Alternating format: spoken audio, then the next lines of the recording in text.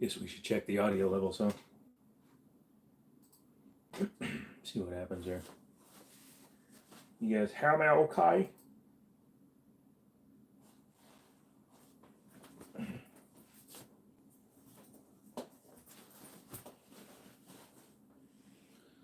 Yeah. Okay, going to get everything ready for the live stream now. Okay. Clean up some of this stuff here. Okay. Okay. Here we go, here we go.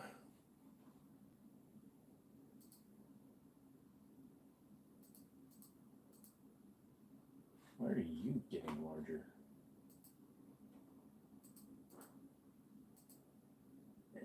Maybe I'll switch you.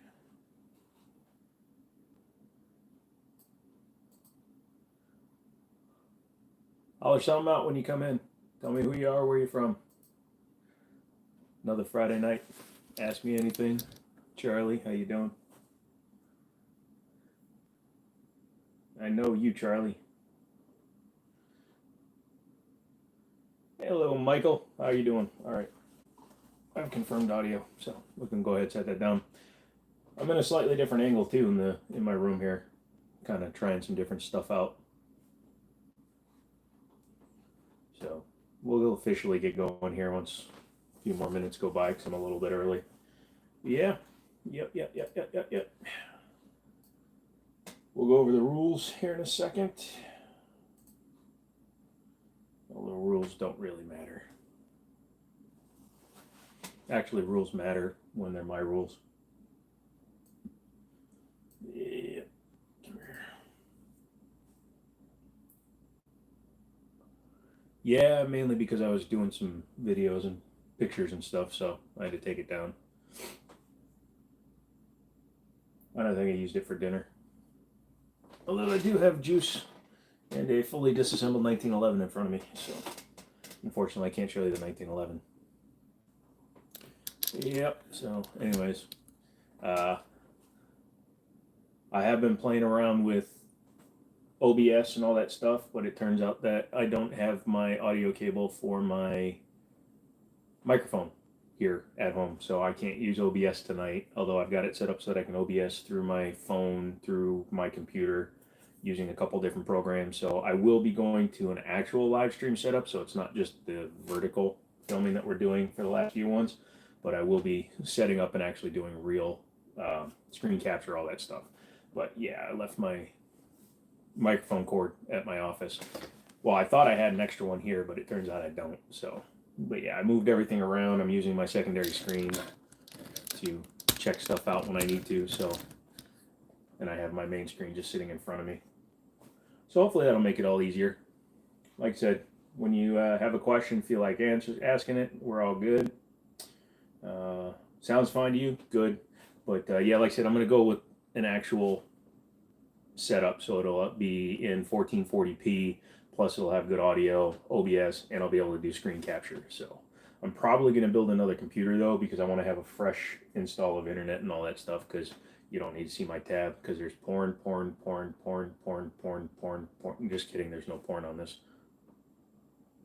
But yeah, you're so happy to be here. Last one you missed out on. You popped in for a minute on the last one, didn't you?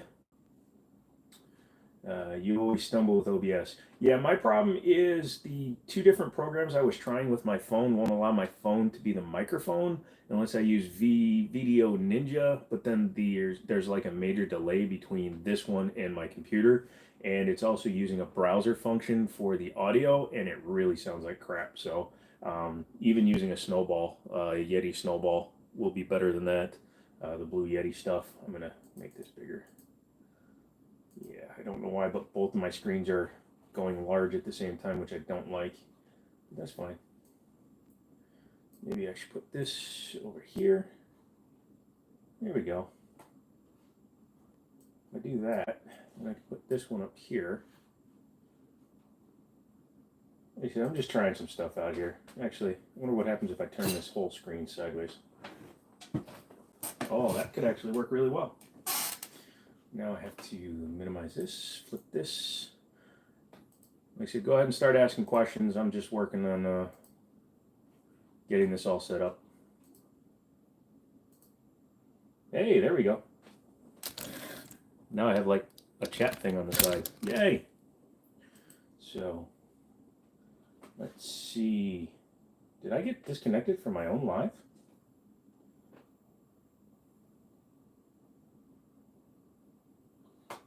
Well, yikes, that sounds very difficult. Nah, Michael, it's not too bad. It's a little bit fiddly. Once I get it set up, it ought to be good. I'm gonna maybe a little bit this way. Yeah, because I have nerve damage in my neck, so if I keep turning it to the right, that's gonna eventually kill me. Have you done reviews on any Shadow systems yet? No, I haven't. I need to. I've played with the 920, the MR 920, and then I've also really disliked the War Poet 920.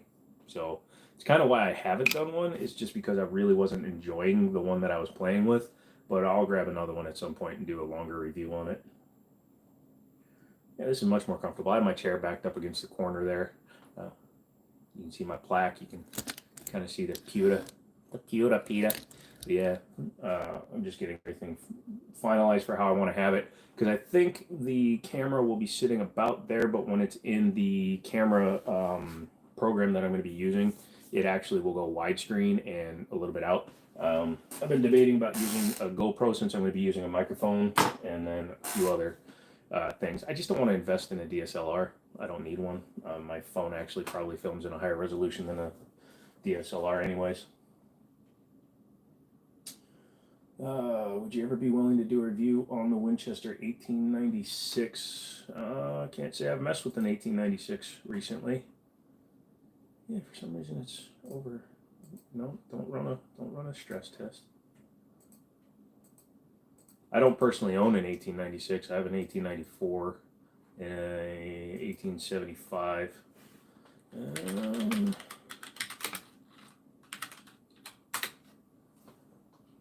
What is that? That's an 1886. What is it? Winchester. You mean an 1886? Nope, there we go. Never mind. You mean, or do you mean the Peter Soley 1896 in Winchester Sporting? I have no idea what that one is. No, here's one. Winchester 1896. Okay. Like I said, I'm just kind of looking through stuff here. Dude, how do you afford all those badass weapons? Part of the secret is I sell a bunch of them, but another part of it is I'm just really good at finding deals. Like today, Daniel and I were up in West Virginia, and we actually found a couple of really good deals at a pawn shop that I'd gone to a few times. I'm not going to name them because I don't have their permission. Plus, I don't really care. But I picked up a Mitchell Gold Series 95, but it's going to need some tuning. But a 1911 front strap, rear strap checkering, extended controls, race gun setup, full race gun setup, and it was $500. Really good deal. Not much, Mr. Richard. What's going on? First Sergeant, what is Grandpa's oldest rifle? The 1875, the model 1875. Although the 1894 is from 1939. The cough, cough, sniffle, sniffle is the old man has COVID. He's trying to collect every variant, and so far, he's succeeding. It's not Pokemon, old man. Pokemon? Pokemon. Yeah, you're old. Stop getting sick. So, it was best known as a trench gun, good for slam. Oh, you're talking about the 1897 then. And it hurts when you slam fire in 1897. It really does. And no, I don't own one. I'd love to get my hands on a trench gun, but I don't know if you were ever in the store, but we had a, well, I sold it to a buddy of mine, but I had a Stevens 520 shotgun that slam fires, and those are fun. Let's see, close that one out, bring up my favorite stuff. See, I almost look like I'm looking at you because I'm looking straight ahead at my computer. Yeah, I think that's what I'm going to do from now on. I just have my chat up here on this side. So, like I said, It's an Ask Me Anything. You don't just need me to talk, but I can if you guys want me to. Oh, I have one from. I'll let you review it. All I ask is no slugs. I'd be down for that. I'd definitely check it out after the snow. It's Friday night here, and supposedly tomorrow we're going to get 7 to 10 inches, supposedly. So we'll have to see what happens. But yeah, I'd be happy to take a look at it for you. What else is going on? Yeah, the pawn shop where we found this thing. I don't think they know who I am, so I feel safe talking about it. But we went up there, and this pawn shop had one of their employees ND into it, or actually, he handed a gun to a customer that was loaded. Somehow they checked it in and put it into their case, and the dude ND'd into his own leg. Somehow they were able to keep their gun license. Either they fired the employee or they had some kind of fine, whatever. But today we went up there, and yeah, let's just say they have not improved.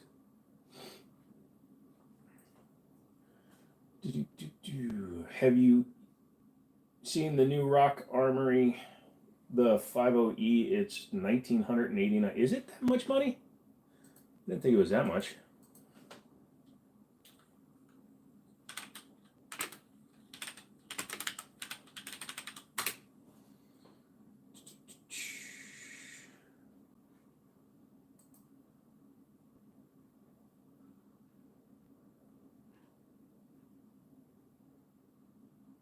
Jesus Christ.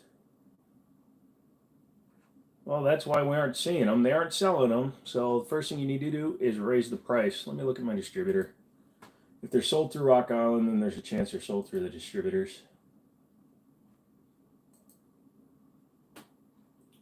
Yeah, I've been wanting to get my hands on one because I'm interested in that square barrel and their blowback design they have on it, but not for $2,000. Wow, the markup. I will just tell you this, the markup is insane on it that they have.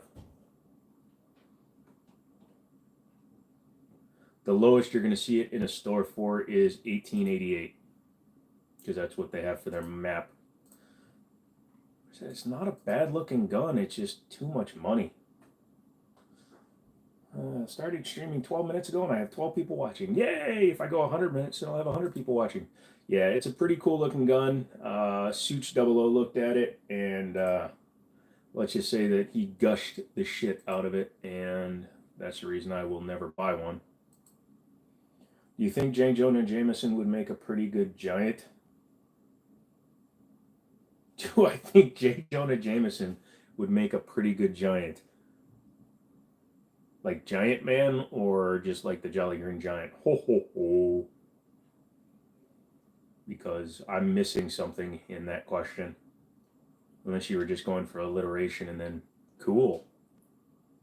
Yeah, like I said, next week I should be starting with for those of you just coming in late, I'll be starting with actual camera with screen mirroring anything. JBC 420 asks, do you have any suggestions on a first-time pistol buy as far as price and reliability? Honestly, Glock. Canik. Actually, Canik then Glock. Canik has a better trigger. You can usually get those somewhere in the range of about $400 for a Meta. METE. We pronounce it Meta just because it's the simplest way to do it. But that is an amazing entry-level gun. You can get them in 2 different sizes, SF or SFT. You can also get the SFX, of course, but they'll be between 15 and 17 rounds. So it'll compete with the Glock 19 or a Glock 17. Much, much, much, much better trigger than a Glock. Probably close to the same reliability. A lot of guys have done 1,000-round reports on them, and they've held up very well. So I would definitely suggest a Canik, then a Glock, then a Smith & Wesson M&P.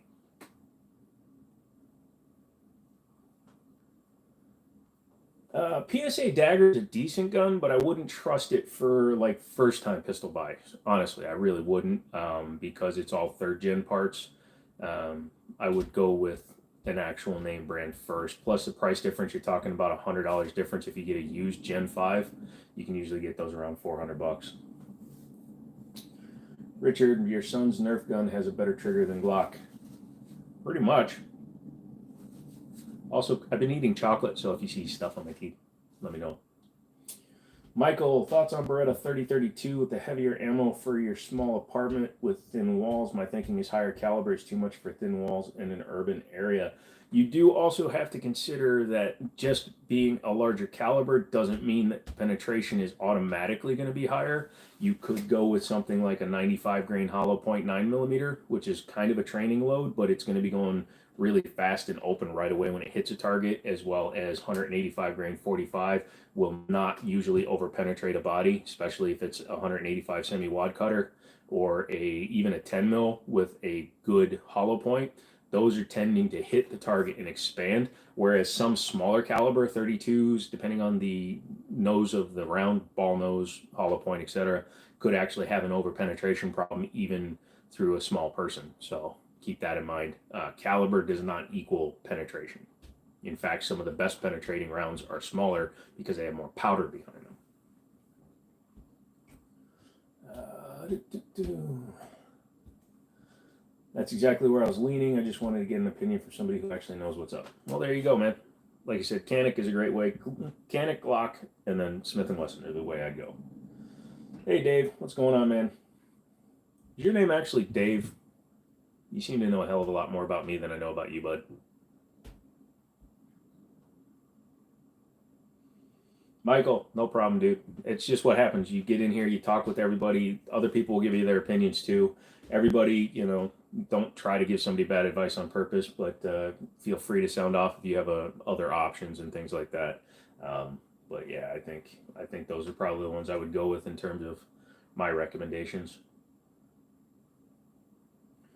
No, I do not speak Korean. My mother, I came here, I was born in 79, I came here in 1980, and my mother did not teach me Korean on purpose. She did not want me to speak Korean. She said, I'm in America, I should speak English. So she never learned me how to speak Korean. I've picked up words, obviously, during my youth, but yeah, I don't speak any of it anymore. And I don't mind, I don't miss it.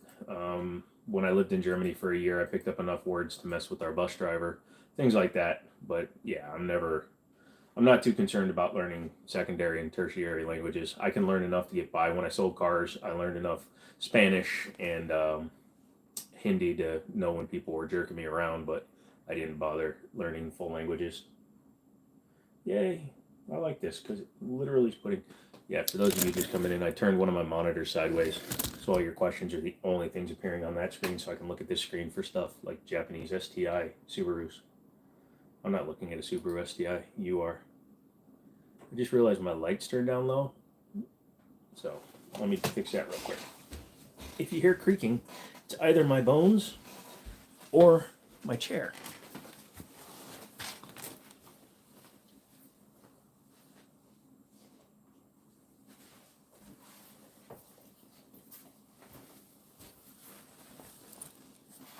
Yay, he's back. That's a little better. Also helps with my eyes if they're not overstressed. Hey Ryan, you did make it because it is Friday. I totally forgot about that when I decided to start doing Mondays, Wednesdays, and Fridays. It was going to allow you to come here on Fridays. So welcome, my good friend. Let's see. Why'd you look at me when you said small person? What'd she tell you? Nothing, man. I'm Asian, bro. I'm just assuming. Thoughts on PT92? I like them. One of my first Beretta clones was the PT92, and it shot fine. I got it on sale because it had corrosion on the slide in the barrel from somebody leaving it in a range bag upside down and it getting wet. So I was able to clean it up, and I paid a couple of $100 for it. Took it out, put like 500-600 rounds through it over time, and enjoyed the hell out of it. So it was really fun. Ryan, look up Mitchell Mauser 1911 and check one out real quick. Actually, let me make sure that comes up with the right thing. But yeah, I'm trying to find some information on it. Nobody's made a video on it.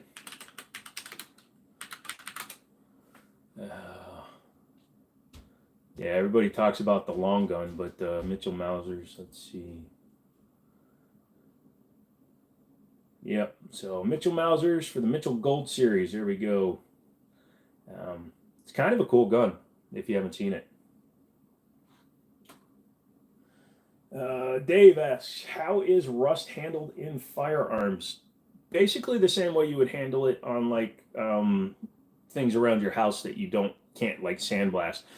There are multiple ways to take rust off. If it's very light surface rust, you could probably take something like a nylon brush on a Dremel wheel, which won't damage any finish, and probably pull it off.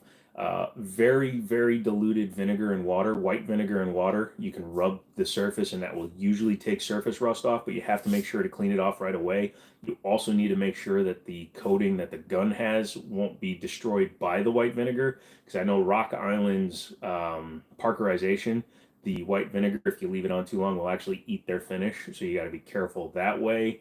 If it's a stainless gun, some steel wool will work to get rid of the rust, but then you'll have to treat it with probably some. I'm going to move you back a little bit more. You're too close. But you'll have to treat it with like oil and make sure that you keep it clean. But that's the best way I can think of to treat rust. Obviously, just try to keep your guns clean. The 1911 that's sitting right here in front of me, the guy didn't have a paperclip because it's a race gun style, so it's a bushingless 1911, and he had that same problem. So the inside's got a little bit of corrosion on the frame, and I started taking it apart before the live stream. Now I gotta wait until it's over because I can't manipulate a firearm on camera. What do you guys think of my NAC 9 with the suppressor on it? That's going to be my truck gun. So it's got a NAC 9 and a Glock 26 magazine in it. So it's 12 rounds for the main mag, and then I'll have 17 and 33 round backups. Also check, California 226 Extreme, can't find, they discontinued it. It's still readily available. But for the California one, it shows clear closeout on the major distributors. So the fact that it's still showing up is good, but it's showing as a closeout on the distributors. So it might become just a direct from the distributor. But yeah, 226 Extreme, black, 10 round, closeout. 226 Legion, SAO, 10 round, RXP, closeout. 226 Legion, closeout. So they only close out them when they're actually going to discontinue that particular model. So again, it might be a little bit longer, and it might just be a direct from dealer, but or direct from manufacturer, but from the distributors, they're not going to be carrying it anymore.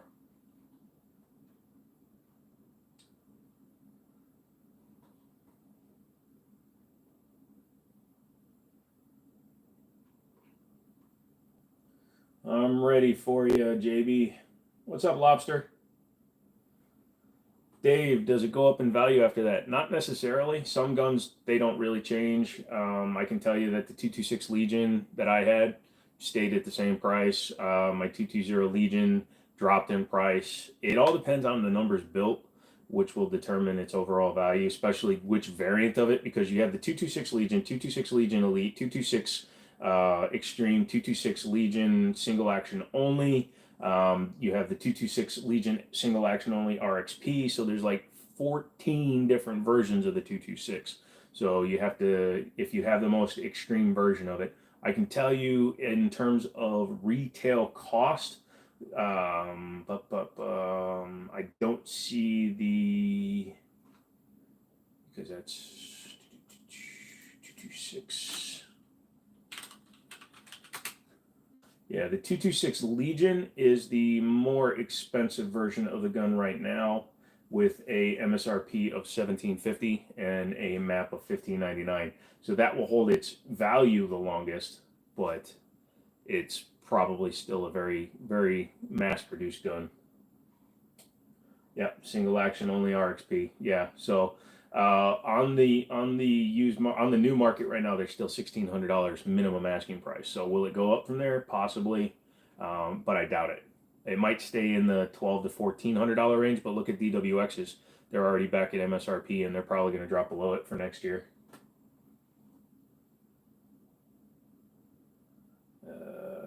Did I miss a question there, JB? You said correct me if you're wrong. If I haven't heard of this, but I don't know what. Oh, are you talking to Lobster? Okay. Hey, Lobster. How are you, Lobster? X5, thank you. Yes, you are right. Yeah, that was the one that was like $2,000. The MSRP at 2,300. But again, you've got X5 Classic, X5. Let's see here, they're doing another version of it. So two versions of that. So you have the Classic and then the X5, and all that's different is the grip. And they're the exact same price. MSRP'd at $2,500, but they street at 2,300. So again, if they do go down in price, I'll be surprised. It looks like they went up in price because they used to be like $1,850 when I was first looking at them. But they've gone up in price.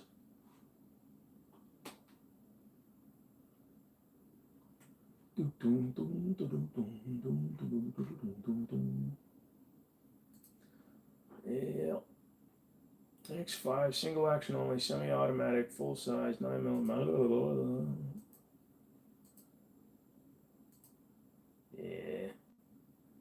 It's funny, it says it's single action only, but it's got the curved trigger. I thought the single action onlys had the straight trigger. Maybe not in the 226. Let's see. Michael is asking best 300 blackout for the pores. Oh, sorry, Richard. Have a good day, man. Yeah. Distributor websites, man, they always put up shit pictures. They're showing it with the curved trigger, even though it's calling it the single action only. I'm pretty sure they're just using a picture of the Classic or the standard double action, single action, even though it doesn't have a decocker. So it's stupid. I hate distributor websites. Best 300 blackout. If you're talking about rifle, if you want a bolt action, you can go with the Ruger Ranch. They're like $400. Otherwise, go with like a Diamondback.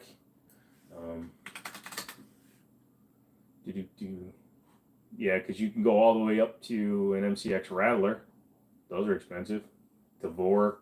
That's again not for the, like you were saying, the pores. ATI Omni, but I would never recommend an ATI Omni to anybody. Wow, it's only showing me like multi-$1,000 ones. Jesus Christmas. Let's go a little bit lower, huh? Hey, no, that's 300 Win Mag. I was like, why is it 15 grand?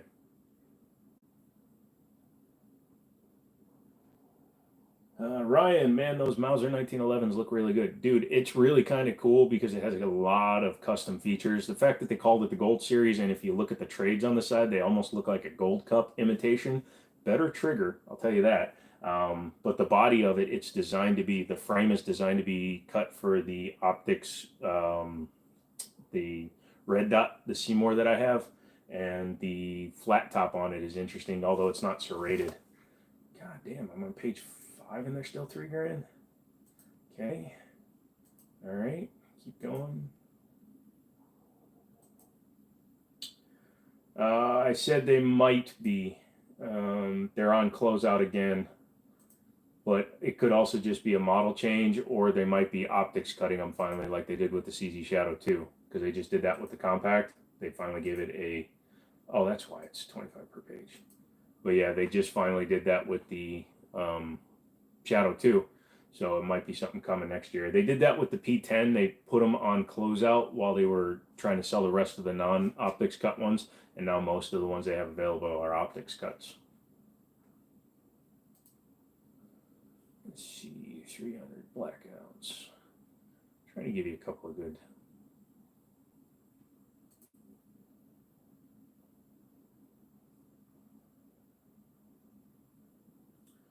The Shadow Compact has full rails.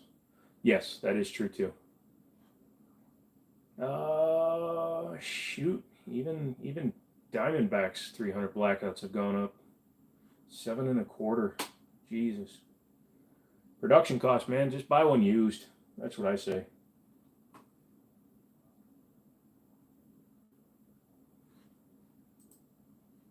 Like I said, they're still showing the SPO1 on CZ USA's website, so it hasn't been officially dropped yet. But when the price comes down, like right now, if you go, if you can get one, I don't know if you can, but their CZ's showing the P10M for $300, which is dirt cheap. The P10S, these are all non-optics cut. That's why they're at these price. P10S is $399. P10C is $399. P10F is $399. And then the optics ready ones are only a little bit more. So $449 versus $399. I'd rather get the optics cut one. Yeah, they got a lot of P10s. Obviously, they're showing the optics ready. Those.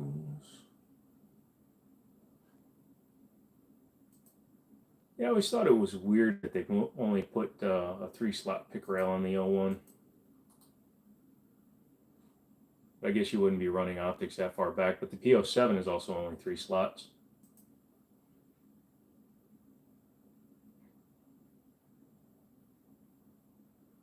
Any idea why SIG changed their optic cuts on the 365 to where the plate is forward of the rear sight, and why they all say 365X on the slide, even though it might be the XL or the macro model? There's a difference between an X and an XL. The X means it's the X series. It's really convoluted with Sig Sauer. You can have a P320, you can have a P320X5, you can have a P320X, you can have a 365XL, you can have a 365X, which is different from the XL.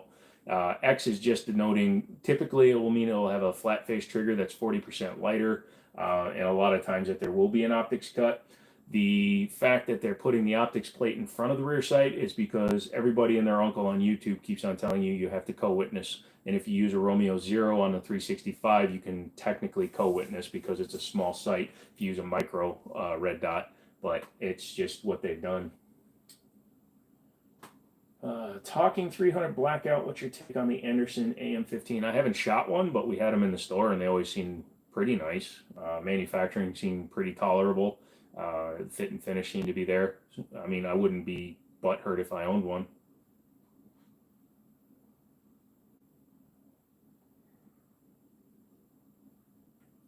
Dave asks, thoughts on the 5.7 FN versus Smith & Wesson versus Ruger in general? Is it worth buying a pistol with that caliber? Not if it's your primary firearm. Most people, and I'm agreeing with that, is if you're looking for an overall do-it-all gun, go with a 9mm, most common caliber. Get something in a standardized gun, Glock, Smith & Wesson, Canik, even an FN 509, and then you can play around. Is it a good caliber to own for fun? Yes. My favorite right now would probably be the Smith & Wesson, just because it has the optics cut and the threaded barrel out of the box, whereas the Ruger, you have to pay extra to get a threaded barrel for it, as well as use you have to pay more to get optics cut, because I think it comes with just the top on it and then you can screw on the plates. It's not as convenient. FN is just a name at this point. FN means nothing to me in terms of quality or customer service. I don't really care. They're just overpriced when a lot of other people are manufacturing their same guns for a lower price. Love all day, nothing worst. Like, okay, I don't get that. Dirty Dan, anyone like PSA? I've got some of their stuff. The PSA Rock, which is the only striker fired 5.7, seems to be pretty decent. We had a bunch of people buying those because PSA did every few months they'll do a refurbished or a dent and ding scratch and dent sale where they'll sell lowers separate from uppers and all that stuff. And dudes were putting together entire guns for like $400, so it's worth checking out if you don't want something that's a showpiece. Moski, do I listen to any podcasts such as Joe Rogan, Sean Ryan Show, Danny Jones? Not really. I enjoy some of the snippets that I see in my YouTube Shorts feed, but I don't actively go looking for podcasts. Everybody's entitled to their own opinion. Joe Rogan has strong opinions. I agree with some of his opinions. I disagree with others. A lot of his guests are just flat up morons. So sometimes I just can't, I can't, who's that, T Thune or Thon or whatever his name is? I can't stand that guy.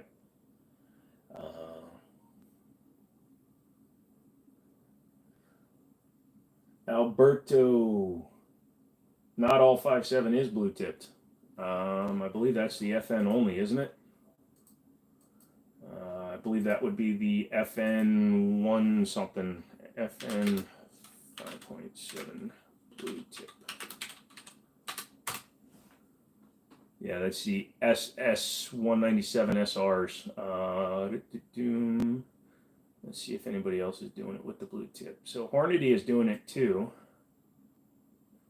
Nope, that's just selling through Shields. Hornady is selling under FN's. See, this is why I hate distributors. They're just showing the FN stuff. But $35 for 50 rounds isn't bad. Oh yeah, it is Hornady. Okay. Well, the blue tip, the SS197R SRs are their VMAX ones. Those ones are the armor punching ones for sure. It's probably just their way of identifying the SS197. It's like the green tips for identifying the steel core. Sporting round, blue tip, target ammo. It's currently offered to civilian shooters. In addition, it uses the same core, so it is a lead core, but it's a VMAX. But it goes 100 feet per second higher. The SS196 uses a red. The SS197 uses a blue. It's primarily used for target practice only, not recommended for personal defense. Okay. You want SS198 LF. That's law enforcement, but I think you can get it on the civilian market. So that tip on it is actually for aerodynamics because it says it's fat and soft. Awesome. Dents and dings. I'll have to look at. Yeah. And don't bother asking your local FFL. If you find PSA stuff on sale, just buy it directly from PSA because they do their flash sales and stuff, and they don't allow distributors to take any advantage of that extra pricing because that's just in-house stuff. Boom, boom, boom, boom. Greetings from Chicago. What's up, BB? Heard fat and soft. Do you spend that money yet from your VR4? If the AFT is just an executive body of government, AFT, sorry, I read it, AFT. How can they make rules and they hold up as law if they don't get passed through Congress? They don't. That's why the pistol brace rule is getting overturned. You'll notice I keep calling it a rule. Would 10 millimeter fall into the same niche as 5.7? I don't think so. I think 5.7 is more niche. 10 millimeter is definitely more viable as a self-defense round. It's a much bigger round. It is cooking quite a bit, but again, a good hollow point that expands as soon as it hits the target is more important. So I would say not using like Underwood Extreme Penetrator, because if you use a solid brass Extreme Penetrator, that's going right through somebody. But a good hollow point 10 mil is easily shootable. It's also legal for hunting bear in a lot of states, especially if you use at least a 6-inch barrel, whereas 5.7, as far as I know, is not legal for hunting any large game at all. I believe it's only legal for hunting like squirrels and stuff like that, small game. It's just like here in Northern Virginia, we can't hunt with 223. Has to be at least .224, which is bizarre. I just tell people that it's over. Ooh. Sorry, I was looking at a barrel for my 300 blackout. Let's see. Dirty Dan TV, do you have any advice for up-and-coming gun tubers? I don't know if my advice would really be the advice you'd want to follow, but I can tell you that what worked for me is, number one, if you're going to do long-form videos, make sure that they're, informative yet entertaining. Your shorts videos should just be fun. You don't want to get too into it. There are several that have reached out to me that wanted to collab and stuff, but unfortunately, looking at their channels, what they're doing is so derivative that it's really not something I really wanted to get into. Plus, people I don't know, I really don't want to be at a gun range with people I don't know. If I don't know you, I'm going to be a lot more wary about taking you to the range with me. But yeah, don't be like, there are several channels out there. And again, I don't like naming names, so I'm not going to, but people that know these channels will know it. Number one, if you get an opportunity to review a product, don't just jump on every product. I got a few safes from Banggood, but they're decent safes, decent lockers, and decent gun safes. So I was willing to do a review, but they never asked for certain talking points. They never told me what to say. They never wanted to even review the videos. I actually got invited to SHOT Show from a light company. I don't know if I'm going to go though. Obviously, I have to pay for everything else out of my pocket, but at least they'd give me an in to the show because I looked at some of their lights before. So it's, if you want to be a gun tuber, start honest, start slow, and build up. Also, it helps if you can consistently change up what you're looking at. I know I have a big problem with that where I look at a lot of pistols, but it's because I'm a pistol guy and I've never been afraid to say it. But if you have interests that branch out into long guns, short guns, whatever, try to be more varied than I am. SIG P320 compact versus M&P 2.0 3.6 inch barrel. How you doing, barbecue? I'd probably go with the Smith & Wesson. I don't know if it's just me, the luck of the draw, or just the way a P320 compact shoots. I've never really enjoyed the way the compact shoots. I had the Carry with a threaded barrel, so it had a 4.6 inch barrel, and that shot okay. But I've also had two compacts, and I don't like their ejection patterns, which seem to be very similar between the two guns. I don't know if it's because it's less slide mass rotating to eject the round or the shell, but I would much rather have the M&P 2.0 3.6 inch. And I have a really big zit, so I'll just pull that back down. This is how I used to wear my hat in high school. 90s, bro. Hunt with 4570. That would do it. 4570 is definitely going to put a dent in something. DB, I usually hit the range first thing in the morning yourself. Problem is YouTube hitting gun tubers hard.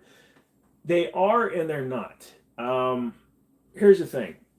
If you don't monetize, YouTube basically leaves the gun channels alone. If you monetize, it's a little more complicated.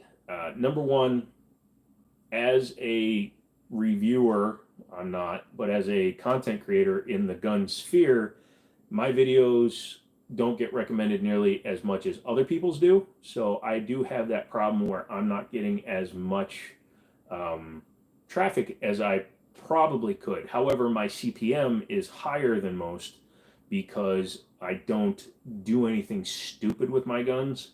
I'm usually trying to be careful with them. I mean, I throw them, but you know what I mean. I don't shoot things I'm not supposed to. I don't manufacture rounds. I don't go for the wow factor in every video. I don't wrap bacon around the barrel of a suppressor and then shoot it. That's just silly. Some of the biggest ones are just simple ones, and that's what I do. So I haven't had that much of a problem. I have more of a problem on the short side because more people see those. 3.9 people saw my shorts last month. 100,000 people saw the long form. So that does make a difference. Also, if you want to help channels like mine, hit the subscribe right now. Just do it. If you're not subscribed, hit it. If you are, hit it again. Well, actually, don't hit it again because then you'll unsubscribe. DB, the knack is looking good. Yes, I have to get a angled foregrip. Although I usually magwell hold, it's too short on the AK platform, so I'm going to get a angled foregrip.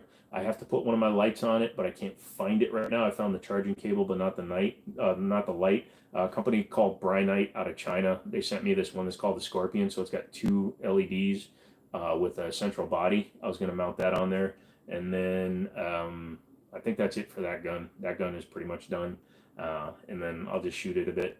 I don't know if I'm going to keep it. I just wanted an AK and 9 for a while, and when that one came up, because I have the FX9, and then that one came along, so I switched. I sold the FX9, or I just didn't do the paperwork on the FX9 and took the AK9 instead.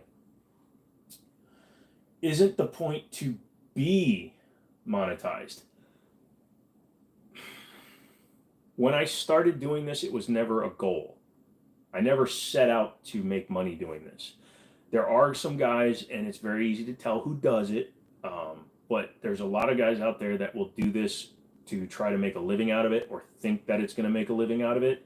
and they fall right on their face. They may get 15 or 20,000 subs, but then they'll never grow past that because they obviously are doing just enough to make money, and then they stop getting anything. I turned down 99% of sponsor deals because I'm not in it for money, and I turned down several that were actually going to be very lucrative, but I turned them down just because I didn't feel like dealing with them. The only reason why I monetize every video I put out, the main reason, yes, it's a little bit of passive income. If I make a few $100 a month, woohoo, great, I can buy another gun. But the main reason I do it is because if you don't monetize, YouTube doesn't make any money from your video. So in turn, they don't promote your video. And if they don't promote your video, you guys will never see the video, and then it's totally pointless. That's why if you go back to earlier on in my gun channel, you'll see that some of my videos, even ones I'm proud of, have like 100 views on them because they weren't monetized, because that was during, thank you very much, Paul Brothers, the first Adpocalypse, not the PewDiePie one, but the Logan Brothers one, where they changed it to 1,000 subs and 4,000 watch hours. Because I'd been monetized for 2 years before that happened, and then they just kicked everybody that didn't have 1,000 subs in the nuts, and I went a year and a half without being monetized, which hurt my views on top of not growing my channel. I saw a lot of people leaving questions here. Do you think 8.6 Blackout will take off even though the twist rate is 1 to 3?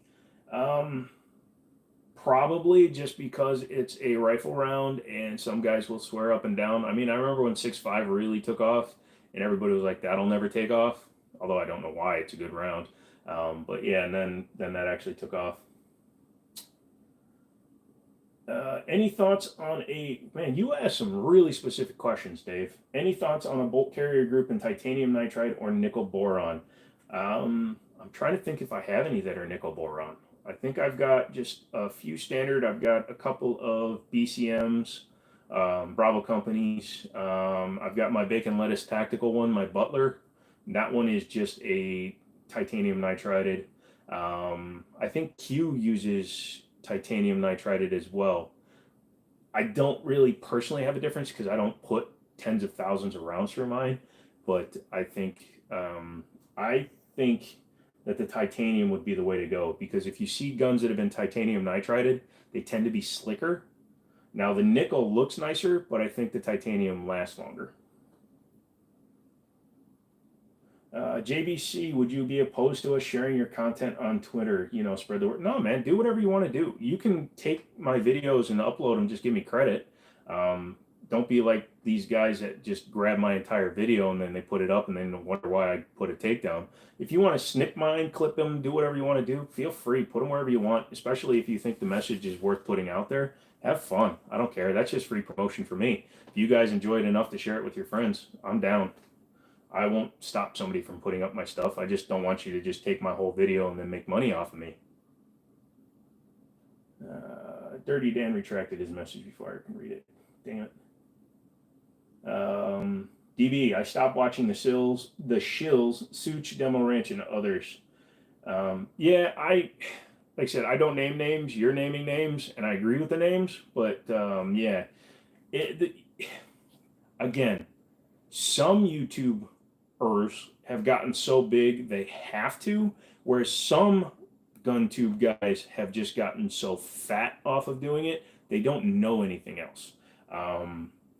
I will say that the first guy you named is probably the biggest shill on YouTube.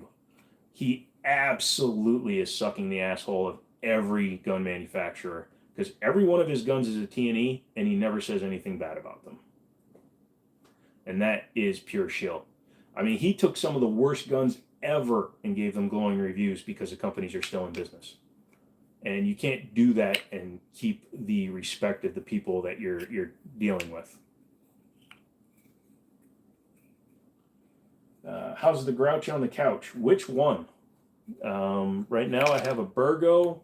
I have my AR9 or AK9, and I have my Para Ordnance. Nope, my Para Ordnance is on the other side of my monitor. Never mind. That's not sitting over there. Geisley trigger or drop-in and two-stage versus single-stage. I highly recommend a CMC drop-in 2.5-pound trigger. They're like $200 max. I think they're like $165, and they're as good as the Geisleys in my opinion for 90% of shooters. The difference between a Geisley and a CMC only becomes apparent if you're that good a shooter. And that's a lot of things. That's a lot of upgrades to guns. A lot of 1 to 2 pound spring rate differences. Or like if you're talking about a Steel City Arsenal versus a Zev trigger. Unless you're shooting hundreds of thousands of rounds through multiple guns every year, you're not going to really be able to tell the difference between a Geisley and a CMC. Now, two-stage trigger, once you get to learn it, I would rather have a two-stage trigger, but I think for the vast majority, I would just buy a 2.5 pound CMC drop-in trigger and be done with it. Least amount of worries, least amount of headaches. That being said, I do have binary triggers in mine, so I need to swap mine out. All right. Dirty Dan, do anyone like the 22 Smith & Wesson model Magnum, 22 Magnum? It's fine. It's fine. It's like what Walther's doing with all their guns. They got the WMP, which is 22, which is basically a PDP in 22 Magnum. It's fine. It does the job. I'd rather have the Kel-Tec PMR 30. It's lighter, holds 30 rounds, and is a little bit older, so it actually is a little bit more reliable. Charlie, trigger depends on how much effort you want to put into install. That's true too. JB, I'm not in it for the money, bud. Just spreading the word. Yeah, man. Like I said, I'm totally fine with that because I don't really do much on social media. I have Facebook and I have Instagram and I have Grindr and all that, but I really don't use it because it's not my forte. If you love being on Twitter and Snapchat and all that stuff, great. I have them just because my friends have them. Any thoughts on Trigger Tech and Rise Armament? I like Rise Armament. We had a guy trade in a couple of ARs that had Rise Armaments in both of them. I really like the reset on the Rise Armament. It's a little less audible than the CMC, but it's a really good feeling one. I have not really shot the Trigger Tech yet. Favorite brand of EDC knife? Well, right now, if I can get it out of here, it's a knife, so it should be fine. This is my favorite carry knife. This is from a company called QB. Believe it or not, they actually were one of the first product reviews I ever did. They sent me a couple of their knives, and I really like them. I like this cut-off flat front style. This one has actually been broken before, but it is, I don't get it. What's the Frogman? But yeah, this is my favorite because it's single-sided blading, so you can't accidentally hurt yourself on this side, but this side is very sharp because my buddy Jacob sharpened it for me, and the bearing on it seems really smooth. So yeah, this is my current favorite EDC. Now, I've accidentally stabbed myself multiple times with knives, so I don't usually carry a knife. I trust myself with the gun before I trust myself with a knife.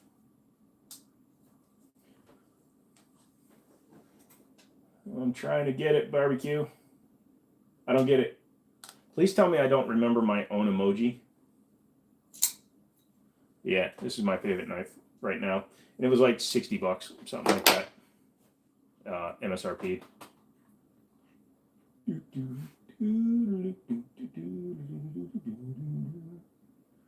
For loving, hold on. Okay, I'm going up. I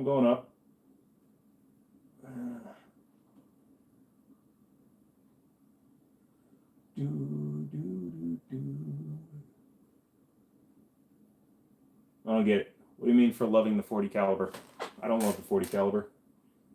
40 caliber makes me feel dirty.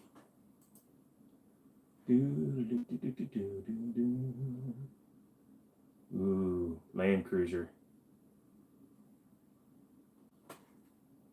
Me like you, the Land Cruiser. Give me some questions, kids. Oh, did you see my state tried to kick Trump off the ballot and they said no? That was kind of funny. You want to make a guy a president? Tell him he can't be president. Ooh. 97 Nissan Laurel has an RB25 and a 6-speed. Yeah. Well, I'm trying to go back to your question. All I saw was for loving the 40 cal. I answered your P320 question. Where's the other question?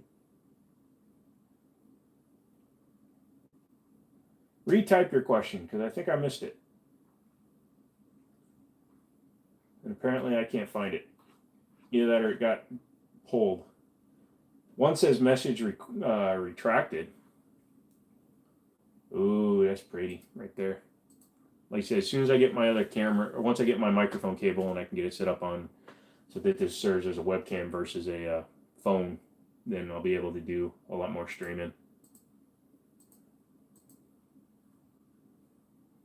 Trump for 3024? Yeah, well, his hair will probably still be alive in 1,000 years. I think it's already sentient. I prefer not to give my ultimate opinion. No, my political opinions are my own. I'm voting for a bowl of Captain Crunch. Maybe a box of Captain Crunch. I haven't decided yet. But I don't think that my political views are too relevant to you guys. Plus, why would anybody want to be president in 2024? After the last 4 presidencies, nothing good happened in 16 years. No, it's okay. Like I said, barbecue. I know I don't want to be like argumentative about it at all. Please don't take me as being argumentative when I say that. I just don't.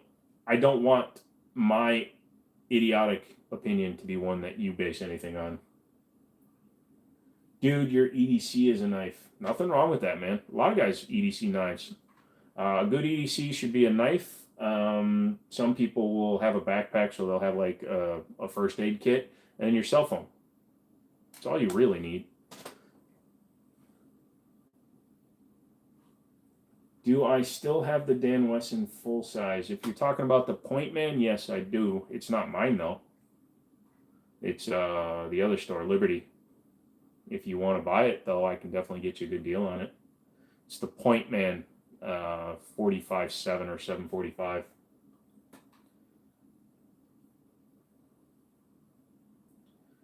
What's with these clear mags? Okay, clear mags are ridiculous, and we'll go into it. Number one, the major manufacturer of clear mags is ETS. They are built to a price point that nothing should be built to. They are crap. They don't have metal feed lips, so they tend to crack, especially when you're not being careful with them, when you're dropping them on the ground, say if you're doing some actual shooting practice and you're going for a quick reload, so you're dropping your mags, you can easily crack the feed lips on them. I don't recommend them. They're cool if you want something that looks nice, like you can just slap one in and put it on display. Look, on my wall, I have an ETS mag with 33 round capacity hanging out of a Glock 26, and it's got 9 rounds in it, which again, I also don't understand. I don't recommend ETS. I definitely don't recommend ProMag. I don't recommend KCI if you can avoid it. ACT mags are crap. Stick with name brands, and you'll hardly ever go wrong. Rock Island 5.0E. We were talking about that very early on, at the very beginning of the stream, and it's $1,800. $1,888 is the MAP minimum asking price for that gun. At that price, it is way too much money. I guess. Ooh, a Bolt Shadow. Yeah.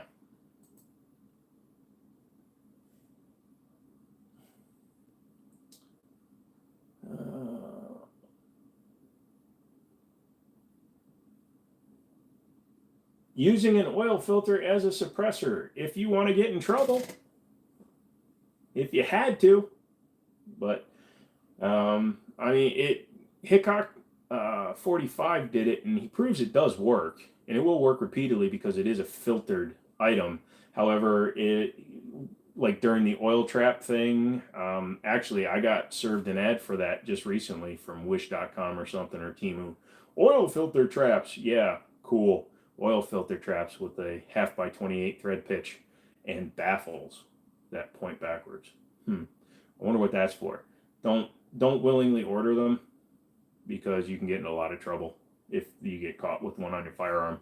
Not that the ATF should be able to track those, but you know, who knows what they're actually keeping track of? Because I remember during a congressional hearing, they were accused of maintaining like 750,000 documents they weren't supposed to. Matt Backwood, one of my favorite gun. I'm not a YouTuber. Gun channels. Hopefully, your channel gets as big as yours one day. Man, any one of them can. And that's the other thing about YouTube. I love this space. There's plenty of room for everybody. So bring it, dude. Come up with some cool stuff, innovative information, things that I don't know, and I'll watch you anytime. Magpul Glock mags seem so-so. They're 50-50. Actually, they're like 80-20. I've had a few duds. The Glock 26 mag that's actually in my NAC 9 right now is a Pro Mag or P Mag from Magpul, and it seems fine. It just, I don't like their bases. Their bases are chunky. That's why I really don't like the Shadow systems, because they ship with them. Thank you, Michael. What is the weirdest 1911 style pistol out right now? If you're talking about compatibility, then the Platypus is probably the most innovative at a certain price point, because you have the Platypus, which is a 2011 that takes Glock mags. 2011 is actually trademarked by Staccato, but I still call them 2011s. They're actually 2311s or 3011s in the case of the Oracle Arms handgun that's coming out. No, they're calling it the 2311 as well. Oracle Arms is coming out with one that takes SIG mags, and Platypus takes Glock mags. In terms of the weirdest, I wouldn't really say there's any that are really weird. A lot of these race gun companies make them so that they're like really crazy built. Bull Armory makes one that's got like a shark design built into it. That's kind of cool, but nothing that I'd say is too weird. Besides all the knockoffs from TSOS and Gerson. This morning, as I was watching, for some reason YouTube is switching and loading up some random videos. Anyone else have this? No, I can't say that my YouTube was switching me out. Are you using a VPN or something? If you're using a VPN, that may have been messing with you. Back to the Rock Island 5.0. Like I said, at $2,000, it's about $1,000 too much. I believe that when the Rock Island 5.0 was originally introduced at SHOT Show, I'd have to look up the old videos, it was supposed to be $1,000. At $1,000, it was almost still too much money. Now, for the price I can get it for, it's almost worth getting it to do a review on, except for they're all out of stock. Probably going to go ahead and favorite it right now in the distributor, so if they do happen to come across it, I can get it. And because I sat here for so long, it reset my connection. Yeah, ain't that the fun way it goes? There you go. Favorite it. There we go. Nope, you're not using a VPN. So yeah, it just might have been somebody's got a virus on your computer. If you want to send me all your bank account details, I can tell you how to fix it. Oh my God. I'm going to help you so good. I'm going to help you so good. You have both pistols and AR style rifles. For your first suppressor, what would you recommend? Something that served well for a 9-month wait period. That will serve well for a 9-month wait period. My question to you is, do you do more shooting with rifle or more shooting with pistols? Because that's going to influence the decision. Personally, I went with the Osprey 9 pistol one because I shoot mostly pistols. And I did buy a Osprey 45, but before I started the paperwork, a really cool old dude came into our store in Middletown and wanted one, and they were out of stock. So I sold him mine because I hadn't done the paperwork yet. So I just let him buy it, even though I paid for it, which sucked. Although I did get all my money back, so you know that was like $900. But if you're more going to be shooting pistol, just get the pistol one.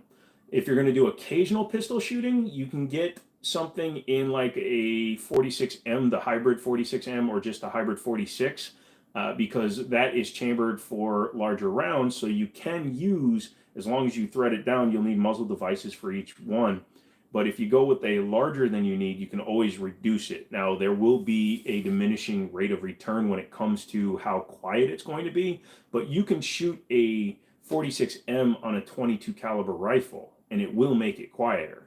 You just can't go up from whatever you're rated for. So a 36M will shoot, I believe, 308 or 338 for the 36M. The 46M will do 4570, and there are even 50 BMG ones. But a 46M, if you do a lot of rifle shooting, or a 36M is what I would recommend for a rifle. Otherwise, go with like an Octane for the 9mm, because that's a round suppressor and it works on some rifles as well. No problem, Mr. Spot. Charlie, recommendation on lights for the AR. I run a Surefire on my AR.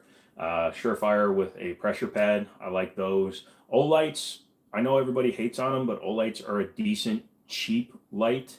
But then I would go Surefire, probably like Surefire Scout Light, either with pressure switch or if you hold like on a vertical grip, one with a button off to whichever side you're going to hold with.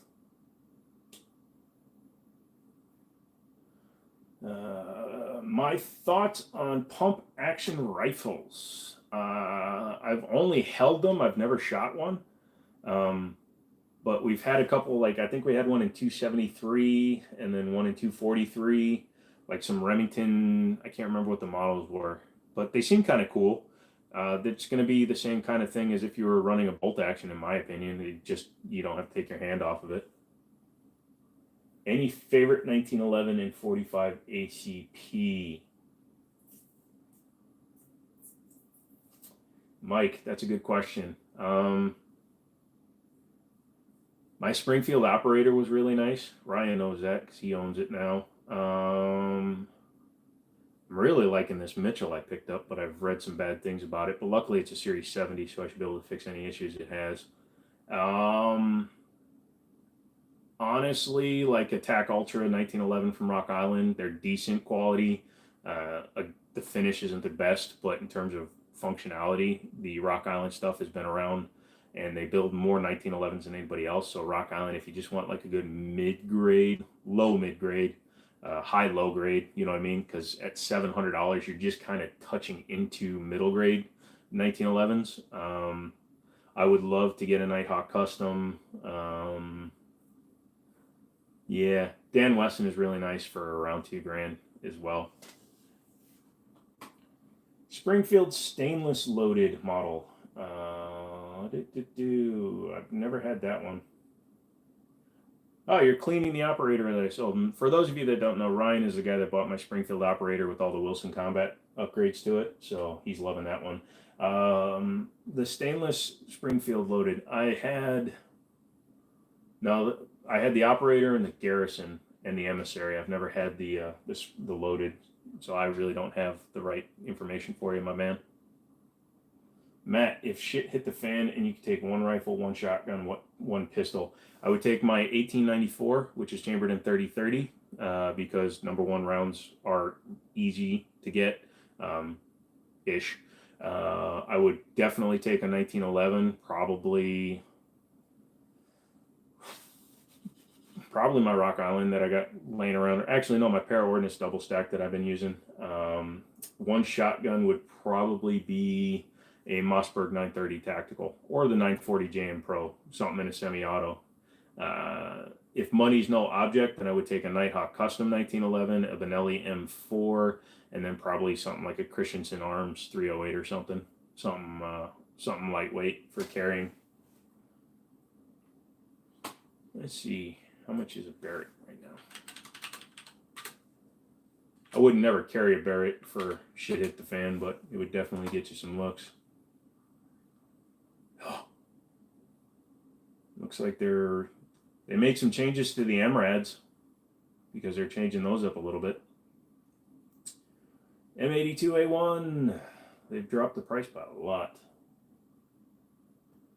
Thank you, Matt. Appreciate that.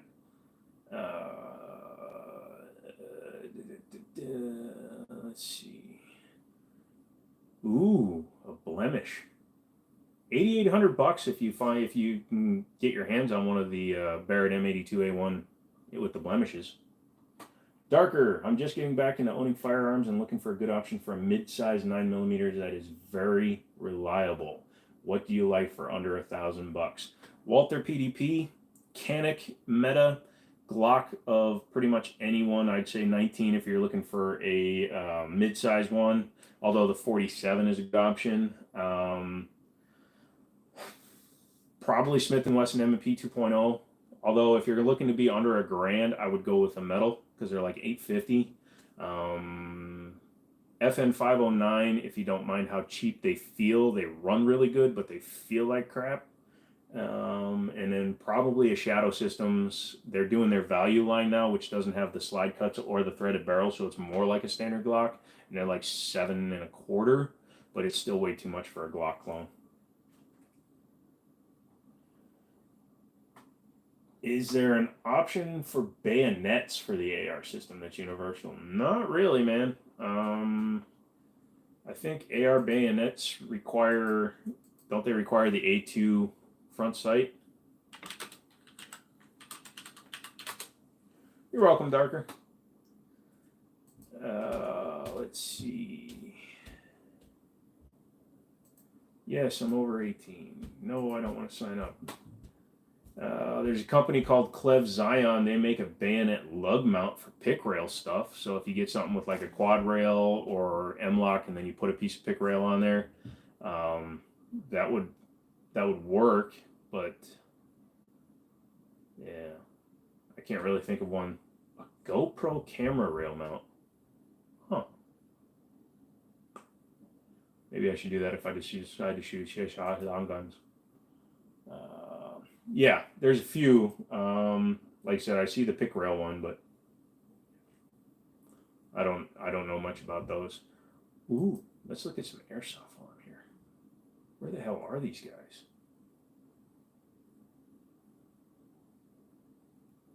They're at a U.S. register, but they're putting up their tax ID, their cage code, their SAM code, their GSA contact number. What the fuck? That's weird. Have you shot a Rock Island 38 Special? If you're referring to the 200 or the 206, yes. I like them. They're cheap. They're like $200, but they run. They said in an interview the reason why they're keeping them that price is because they are building them overseas and then shipping them in.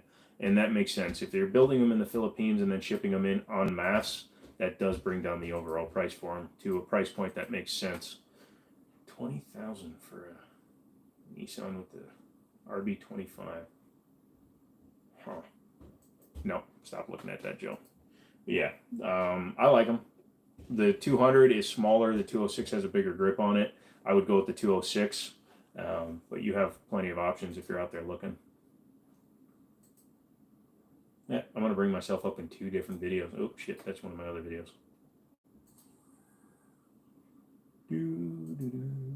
Oh, I did the exact same move in another video. I'm an idiot. I'm sorry. I like that. Have I ever shot a Rocky? A Rocky Island. Let's see. What was I looking at? Ooh, Facebook Marketplace. All right, so come on, guys. Stump me. Stump me. Ooh. All right, you guys have heard my favorites on a lot of stuff. I want to know what your favorite revolver is. Put down your favorite revolver, and I'll debate with you why you're wrong.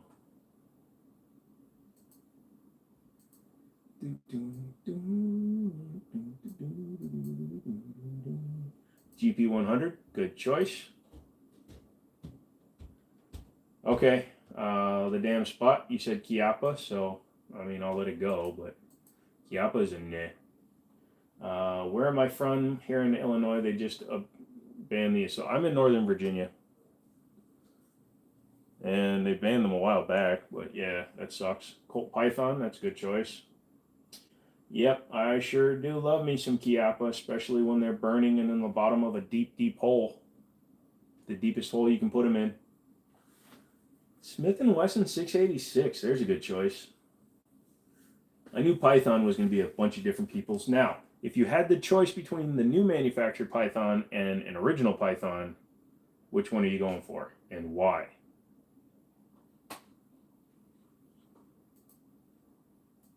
I like asking you guys questions. Ooh, '05 Denali for $1,500. I bet that doesn't run. You own zero revolvers, so you put out what came to mind. That's fine. And again, a lot of people like the Chiaparona. It just, ooh, it's only $1,500 and it runs. Dude, I think I'm buying a Denali. Let's see. It's only got 255,000 miles. Oh, or best offer.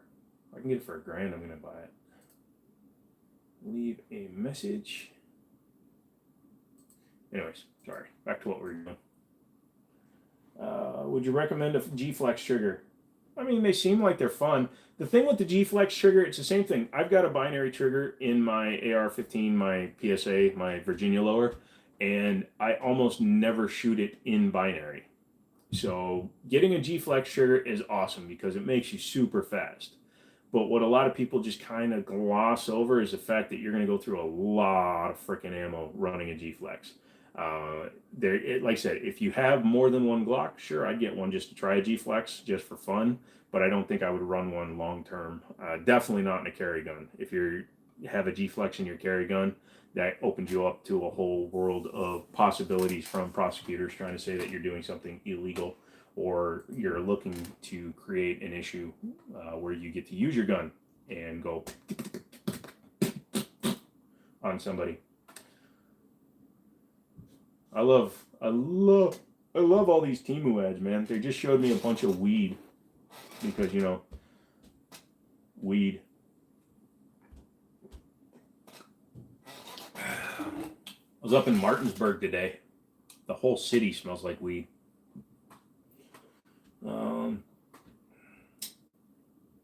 Dave, how about revolver hammerless versus hammer? Good question. I like a hammer because I like to be able to engage single action, and I don't ever carry one. So that's my personal opinion. What's yours? Charles, my buddy responded to a motor vehicle accident New Year's Eve with the 2021 Charger scat packs of the engine and transmission were 15 feet from the wreck. How fast does somebody have to go to do that? Very fast, and you have to hit the right thing because to remove the engine and transmission from the car, it is a unibody, but you either have to hit so that it can sever from the front and rip the cradle out, or you have to hit some sort of curb of some sort. But in order to rip an engine out of the car, it would have had to have been hit in the front between the pillar and the front wheel in order to separate it, because it's really difficult to do that, especially if it was that new of a car, because it shouldn't have been like rotted away. The damn spot. Okay, so pistol braces are back on the menu for now, but I'm paranoid about redoing one of my rifles back into a pistol setup because everything might change again. Thoughts? The injunction was issued nationwide. During the next congressional session, it's going to be officially overturned. I would just go ahead and build your pistol back up. All my pistols have braces on them again. And I would just say you're going to be fine. It's pure and obvious oversight on the part of the ATF when they tried to make that rule a law without any sort of actual backing from any sort of lawmaker, which is where they royally screwed up. And the US government is trying to maintain their position of strength and solidarity. So they're coming down on the ATF for violating the law. So there's no way that they will back off of the injunction. There's no way they will back off of overturning the law, because they overturned bump stocks. So there's no way they're not going to overturn the brace law. Cap done. Okay. I have said my opinion a few times, and I'll say it again. ETS is the bottom of the barrel for magazines. I would never trust my life to one. I know people will use them at the range, and people think they look cool because they're clear, but they have no metal inserts. Even Glocks have metal inserts to their mags. They have very brittle plastic. They're very temperature sensitive. If you leave one in your car, believe it or not, I've seen ETS mags that were left in freezing cars, and when the owner shoots them, the feed lip breaks from just the force of the gun firing, and then the gun is useless. So I would never trust my life to an ETS mag, but I I guess if you want one to show off that you're fun and that you can afford to put 10 rounds into a 33 round mag and stick it in a Glock 26, that shouldn't have an extended mag anyway. But otherwise, ETS mags are just bullcrap, and I would never own one. And I probably wouldn't shoot your gun if you were using them. Dave, what's my thought on the Glock MCX kits? I've shot a few of them. I even did one on a very expensive kit with the 16-inch barrel, but the MCX kits are kind of cool. What are they running now? That's my question.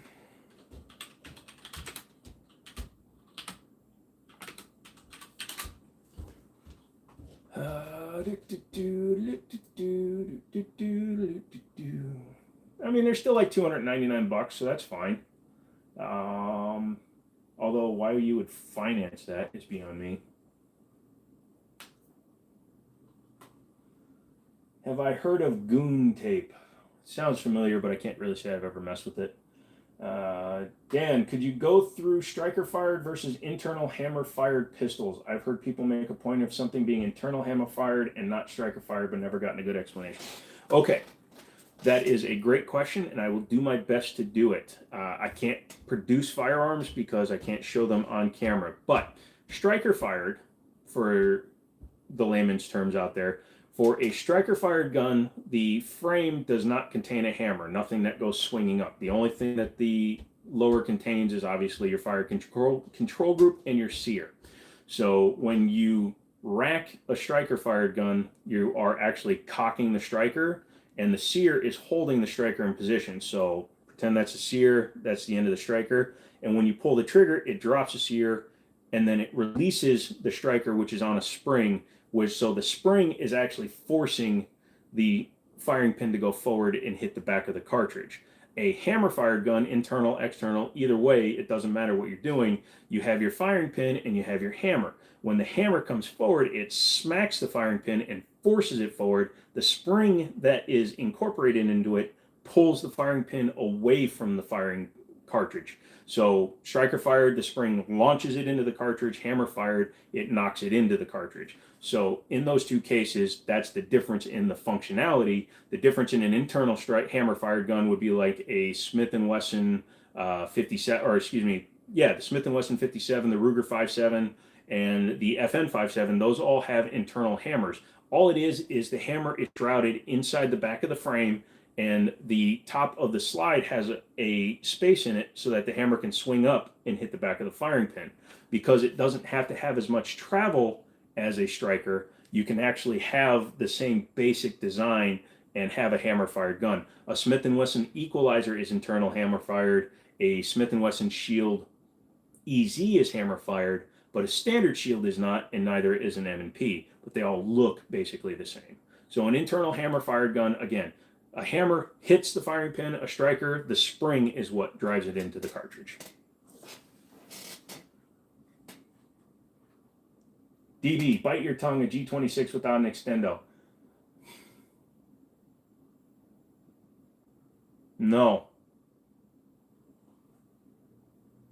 Dan, great description and explanation. Thank you. You're very welcome, dude. JB, good knowledge, brother. It's highly appreciated. I try to. It helps, especially when I have to have large arguments with people on the internet, such as with the entire revolver, hammer, negligent discharge thing.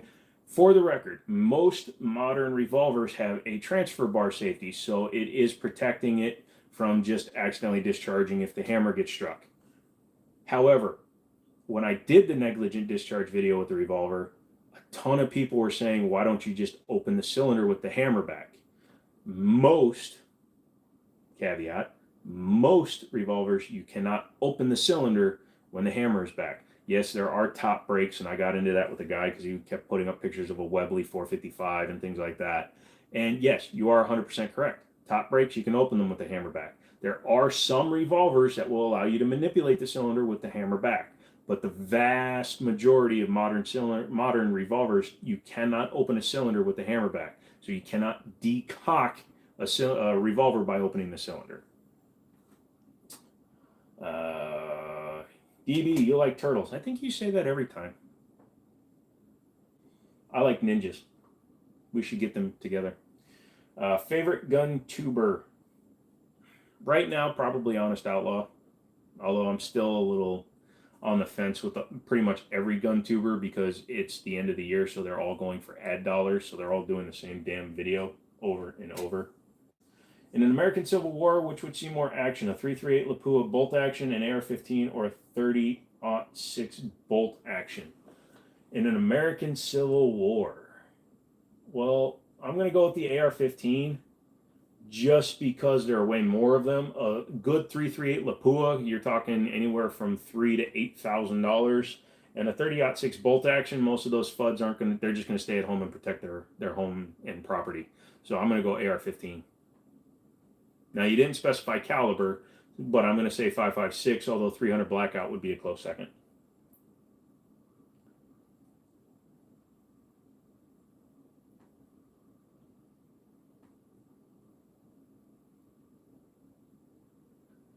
All right, so Dan is asking, mounted light or no light on an EDC CCW, and why or why not? I personally don't carry a light on my EDC, mainly because I don't really ever go in the evening anywhere. And most, if you go by the FBI standard, most encounters are within 7 yards, blah, blah, blah. Even out to 15 to 20 yards in an EDC carry thing, I'm going to be point shooting. I've learned to use just my front sight and do mostly point shooting for short distance shooting. I'm not going to even care about a light at 10 to 15 yards. If I can see the threat in the dark, I can shoot the threat in the dark. In terms of at home, I have one light that's weapon mounted, and I also have a very bright handheld light. Massad Ayoob is of the thought, and I like to quote other more prominent people because these are guys that have made their living doing this, but Massad Ayoob actually prefers to hold his weapon light separate from his handgun, and I can see his point because you can confuse potential enemies by moving where you're holding the light. You can hold it around the corner to see if anybody's there because they're going to respond to the light, or you can, drop down below the light. You can go over the light, etc. Whatever way you decide to carry, just make sure you train. I know there are some holsters that are light dependent, like a Blackhawk Omnivore, but I would just say that you should probably just make sure to practice with what you're planning on carrying, because then you'll be most effective. Hey, Mr. The Damn Spot, thank you so much, sir. Appreciate that. You didn't have to do that, but I appreciate it. Thank you so much. I appreciate all the questions you've left me so far. Let's see. I've had a terrible day at work. Got insulted by a coworker and had to stay out in icy winds for hours. You really made me cheer up. Thank you, brother. No, thank you, man. I appreciate that. I really like the fact that people are digging this stuff and getting into it, because I honestly had never really considered doing a lot of live streams because I figured I'm like a one-trick pony when it comes to them. But when you guys interact with me and I get to interact with you, it brings up different things for me to think about and different explanations to try to figure out how to correctly word. So thank you, man. I'm glad I helped cheer you up. You guys helped cheer me up because you get to be the people I talk to today.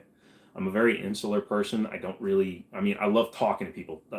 Obviously, I'm talking my ass off, but I don't talk to a lot of people unless I'm in a work environment or in an environment like this. I can sit for an entire day without saying a word sometimes.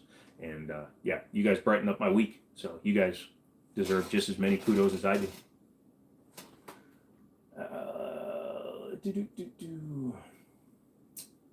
Thoughts on 300 PRC? Never shot it, honestly, because since I'm not a long gun guy, I'll have to borrow a buddy of mine. I usually, Sam at Middletown, it was the guy I would turn most of my rifle questions over to, just because I really didn't know them. I'll be honest, I didn't really know much about rings and optics when I first oh shit, something I might have won when I first started there. I learned more like 30 mil rings and high, low, mids, all that fun stuff. Let me see. I think I might have won a really goofy ass double optic. Nope, I lost. I won a bunch of empty pistol cases though. Yeah, I won 2 Glock, a Taurus, a Colt, and a few other ones for $12. Rock on, yeah. Sorry, I totally forgot about it and I screwed myself out of it. It was a Piney 4 to 6 by 50, 4 to 16 by 50 with an integrated red dot and laser. Damn it. Oh well. All right, back to where we were. Any thoughts on the FK Burno and 460 Roland? Never shot the 460 Roland. I'd love to get my hands on one. I'd be interested in shooting that. The FK Burno, it's awesome, but it's very expensive. It was like the Lagos Alien I got to play with once. Very, very expensive. And I'll never buy one for myself, but I did get to play with one for a night. That was fun. Best 9mm for EDC. That depends on your barrel length. If you're running something short barrel, the SIG 365 ammo was literally designed for a 3-inch barrel. Supposedly, it's kind of like having VMAX ammo for a 5.56 pistol, so you could run that stuff. The best self-defense ammo I ever shot, or at least the hottest stuff out of a short barrel, would have been double tap ammo. And if they ever come like back in availability, I would love to run double tap. Personally, my brand that I carry in all my firearms currently is Hornady Critical Duty or Critical Defense, whichever one happens to be available. I like both of those. And I'm getting way behind. Sorry, guys. I'm trying to catch up on these questions.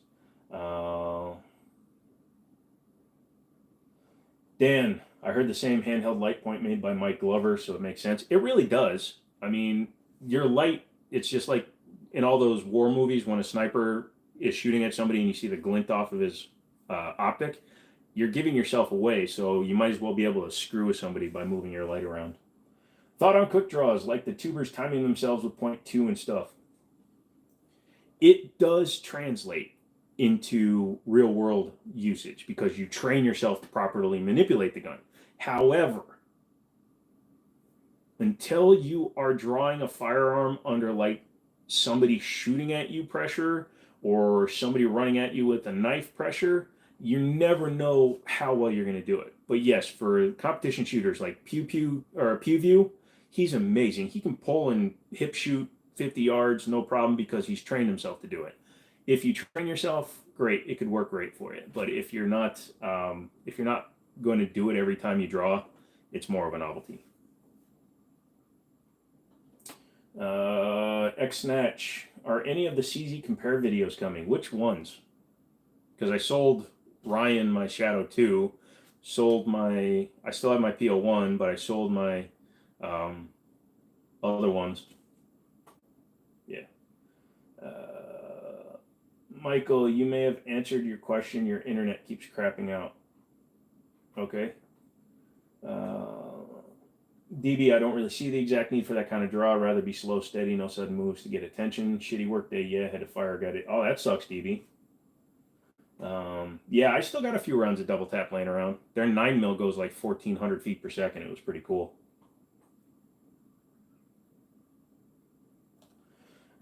Charlie, it's been a bit. Has there been any negatives you've heard on Ammo Inc. hollow points? Not personally. And at the store, they sell a lot of it. And down at Liberty, they sell a lot of it. So, I mean, it seems to be okay.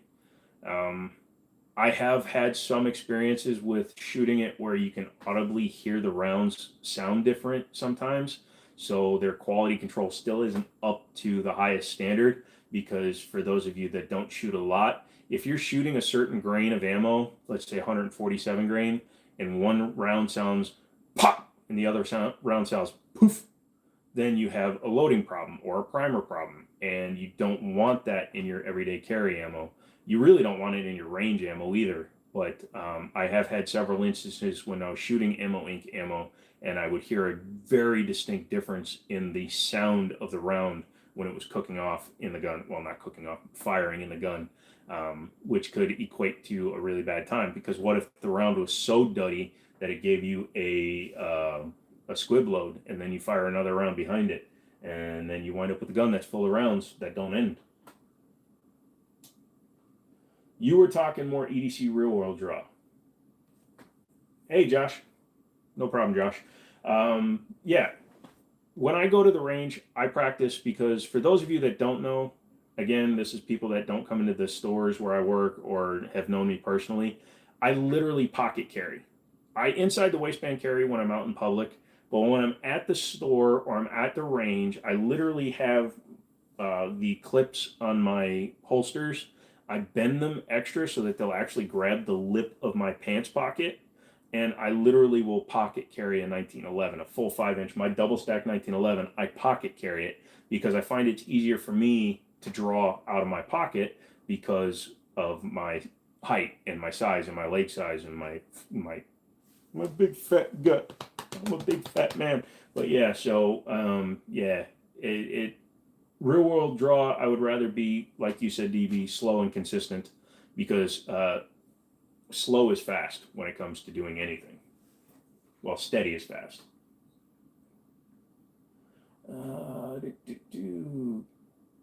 Carter's Chambers, love the vids, very inspirational. I appreciate that. It's not always my goal to be so, but I appreciate that you're getting something from it.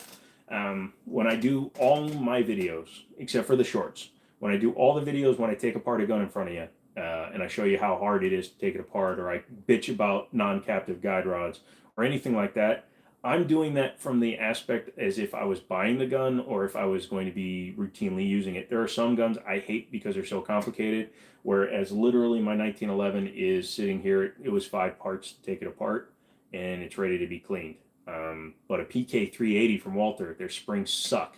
The 22 caliber Smith & Wesson, unless you know about pulling the slide lock, slide release, and the takedown lever out, you'll never get it back together the right way. I've seen people, well, we screwed up a spring because somebody was trying to jam it back together. So yeah, I tried to not be overly narcissistic in my videos, but I also make my videos as if I was buying them. So I want you to believe me. Michael, I'm getting a lag from this live. Reset notifications to all. Let's see here. Let me pull it up. When I get around the 2-hour mark, my stuff starts to act a little funky, and I don't know why. And, I mean, my signal looks good. Yeah, refresh your page and see what happens there. Because I got it up on both. DB, ammo, thoughts on cheap range stuff? 9mm Winchester white box, Magtech, Blazer, Barnaul, steel case, Wolf. I love the cheap stuff. Just grabbed a boatload of 124 NATO white box. Winchester burns a little dirty for my taste. I really do like Magtech and Blazer. Magtech would be my second choice. Where I am in Northern Virginia, actually, Magtech, Winchester, and Fiocchi are all in the same price point at about $15 a box for 9mm. So I would actually go with the Fiocchi stuff personally, but Magtech, white box, all that stuff. Barnaul, I've never shot, and I avoid steel case stuff just because the price difference in my area isn't big enough to really warrant one way or the other. So, but I'm perfectly fine with the cheap stuff too.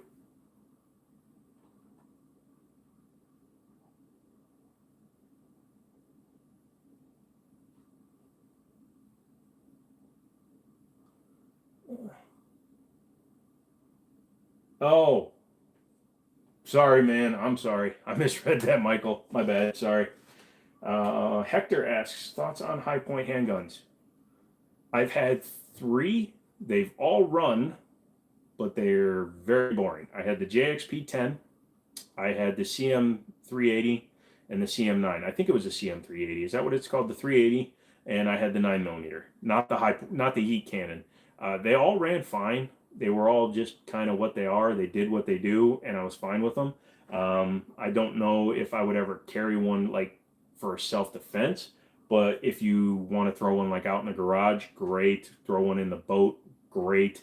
The only caveat to all of that is make sure that you keep your guns lubed, especially the high points. And I don't just mean internally. You literally have to oil the body of a high point because it's made out of ZMAC, which is zinc, aluminum, nickel, and another thing. Let me get the exact thing. Because of what it's made out of, it's extremely porous. And when it's extremely porous, it can dry out. You can lose, yeah. Wow, that's funny. It's actually used in skincare ingredients. That's funny.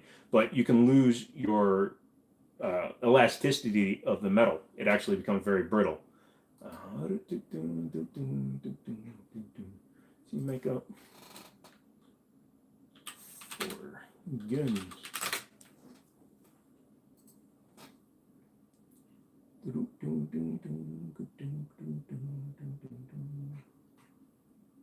Okay.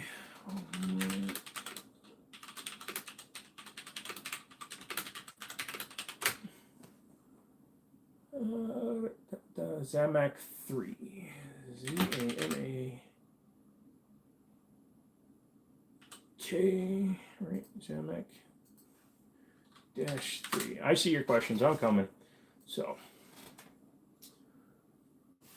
All right, so. I'm not doing anything here. So Zamac, or ZMAC, as it's pronounced, is made up of aluminum, copper, magnesium, iron, lead, cadmium, tin, zinc, and something else. Just says it's compliant with electronics for some reason. So as you can see, all of those are considered soft metals. Everything except for the iron is considered a soft metal. Tin, zinc, copper, aluminum, magnesium, all of those are actually formable.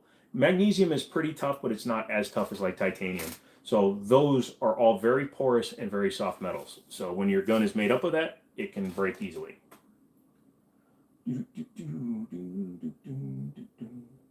Carter, heard a lot of bad about High Point, but I had one when I was young and it ran flawless, sold to dad, and he shot it for years, no issues. That said, there are better options. Yeah, exactly. If you're going to spend a couple $100, get a used G2C, G3C, G3. Those are all in the $150 to $200 range, and they'll probably be slightly more reliable. They definitely have higher capacity, and they have double strike capabilities, which will actually make them easier to shoot in the long run.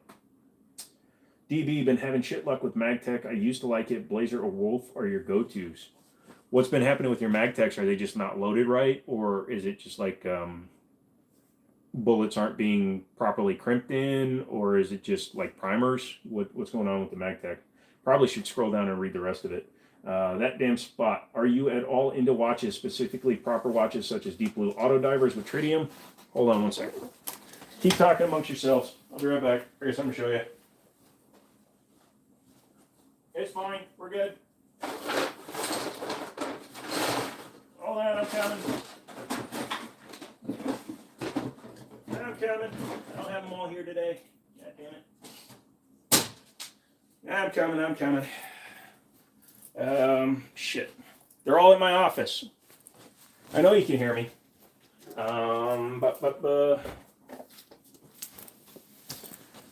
In terms of proper watches, hi, how are you? My favorite watches are actually Movados. I like how simple that is, and it makes my friends angry because they can't actually read them. And I think the battery finally died in that one. I don't wear it much. That was a gift. I wear those. I wear Timex. I wear Fossils a lot, but I don't wear like Omegas or anything like that. My G-Shock broke. Yeah, that's a lady's Fossil that I was going to fix up and sell. But yeah, there was a time when I really, really loved watches, and I bought a lot of them. I don't wear watches much. One of the biggest problems I have with watches, and why I really don't wear this Movado much, is number one, it was a gift. But number two, I wear my watches like this, and that's really hard on the bezel.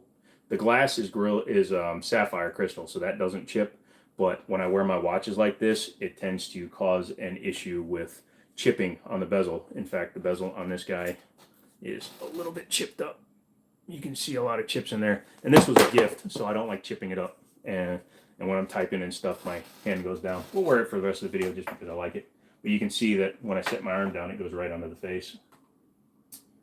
I like dirty and hard case steel for your Glocks. They eat anything. Yeah, that's cool. Beretta 92 FS inox is not really stainless, is it? And the coating shows easy marring. I don't think it is.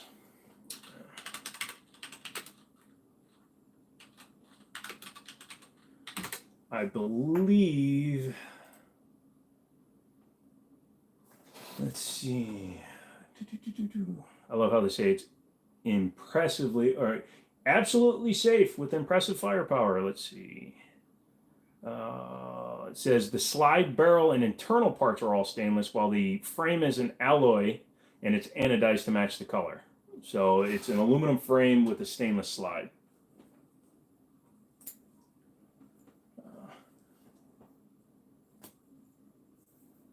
Thanks for the info about high point handguns. You're welcome, Hector. Yeah, Movado has always been my favorite. From the first time I saw one, just because of how plain that face is. You know, hey, look, it's me. Mario! Actually, that's me. But yeah, I think these are the most elegant and simple watches in the world. And of course, they don't make them like they used to. They're not nearly as good as they used to be. Magtech, it's the primers and not feeding. Mostly primers, though. Yeah, I can understand that. Is that a devil seat? Are you talking about this thing? I got it at an auction for $40, so I have no idea. It says GTX Racer or something. Oh shit, Fossil watches. Dang, you're old. Me too. Yeah. I worked at the Mall of America way back in the late 90, early 2000, and there was a Fossil store, and Fossil watches were like 65, $68, something like that for the Speedways. So I used to buy those. I have 3 Fossil watches now that are all digital. They have hands, but then they have like the big tick where the seconds are behind the hands. Excuse me, I don't know why I'm trying to burp so much, and I love them.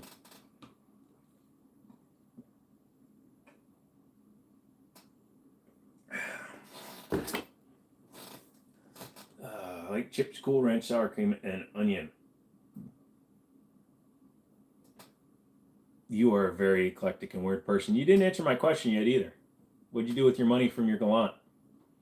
I want one of the watches that Astronaut Cooper wore. Ooh.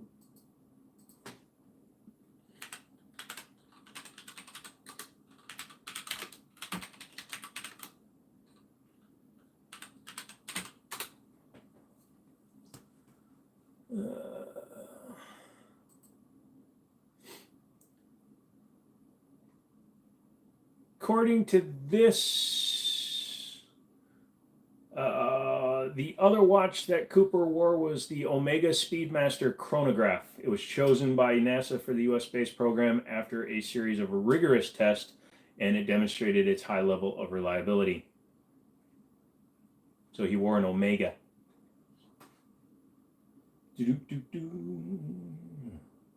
Is there a place that fixes fossils? I think the winding spring in mine has gone bad. I shake it and it starts, but it loses time quickly.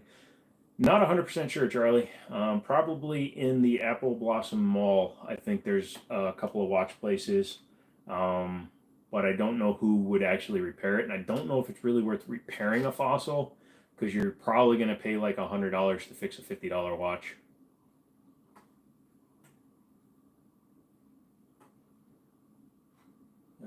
Digital fossil, meh. I have 3 tins on my shelf. Yeah, I mean, I just like them because I got them at flea markets for $5 a piece and they work. There's 3 major flea markets in Northern Virginia around me, and I go to them all, and I buy watches whenever they're like $3 to $5, especially fossils and Timex and Casios. Casios are a good Timex with Indiglo and Casios are really good flippers if you do eBay stuff. You can buy them for like $2, put a battery in it for $1, and sell them for 20 to 25 bucks. Especially the Indigo and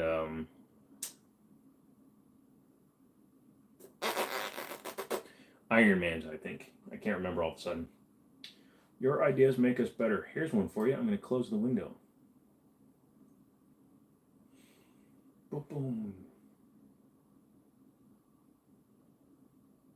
You know who has the Galant? It's Richard. Richard Williams, he has the Galant. DB is the guy in Florida who wants my Dan Wesson. But apparently Ryan wants it too, so you guys better fight over who gets it. You can call my cell number. It's 867-5309. If Jenny answers, just ask her what the frequency is. What is your unicorn gun? Don't really have one. I had my unicorn gun, which was the Dan Wesson DWX. I wanted one really bad, and when somebody else bought one and then sold it, I bought it, and then I sold it, and then I bought it, and then I sold it, and one of my buddies owns it now. There's no gun that I can really say that I would want more than that one right now. Because I've owned Desert Eagles, I've owned a bunch of other guns, and I don't think I would really covet like a 1911 from Nighthawk Custom or Ed Brown or any of those guys. Uh, there's no long guns I really want. I don't really care about fully automatic guns. How about you? What's your unicorn gun? I'm gonna flip that back on you.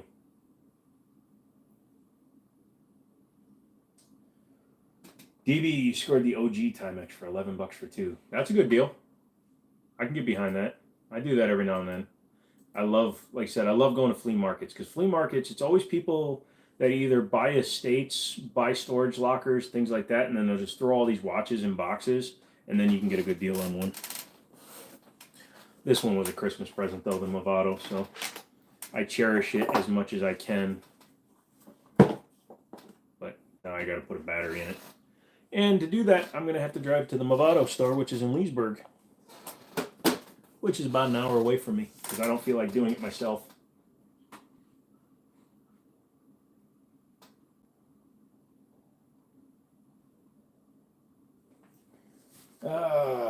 John Jones, what's my most used EDC? It would probably be. Trying to think what I carried the most this last year. Probably gonna be. I don't carry one very often or very long. I mean, I'll swap them out quite regularly. It's always been a 1911 platform for my most consistent used one will always be a 1911 platform. But I've been carrying my Para Ordnance double stack for the last couple weeks. Before that, I was carrying my Rock Island 1911 9mm 22 TCM combo gun, and before that, I was carrying a Smith & Wesson 2.0. So I carry full size. So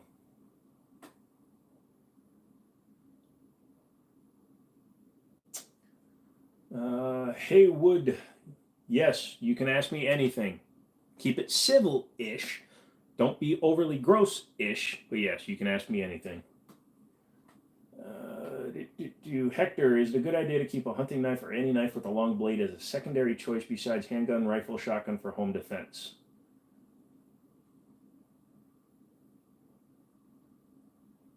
Yeah.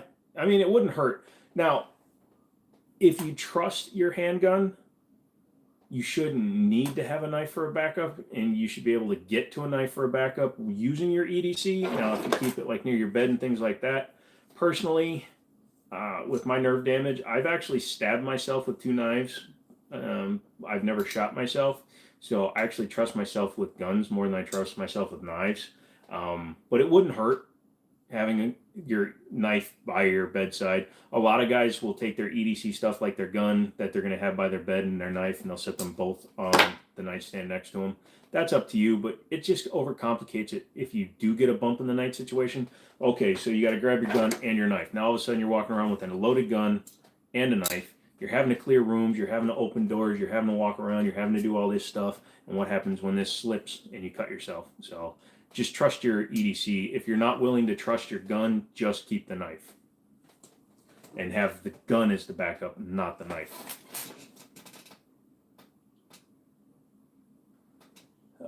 Let's see. Yes, that's why I sold the DWX DB. No front strap checkering, no optics cut. It's going to be like $400 to get it cut for an SRO, and the price of them is coming back down to where they're like $1,500-1,600 from $2,000, $2,200. So hopefully next year they will do an optics cut version, and then I will revisit it. I did keep some of the mags and side panels though, so I actually came out ahead on that. Unobtainable gun, MP7, obtainable gun, Barrett M82A1. I believe you can actually get the MP7 now. MP7 for sale. Are you in the US? Yeah, you're not going to find one on Gunbroker.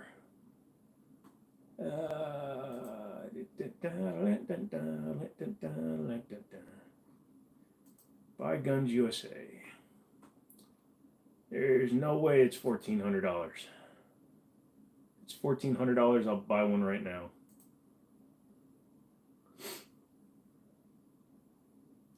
What is your description and what is your restrictions?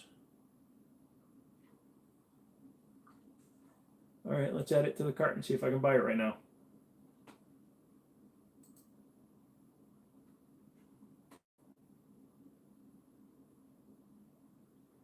Flat rate, 10 to 14 days is $50. Proceed to checkout. FFL number, my order.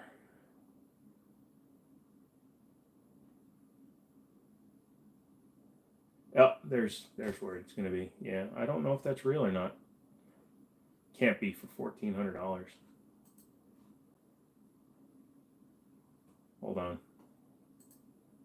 Sorry, this just blew my brain away. Contact you. I am going to have to speak to them. They're using a .com and they have an American address.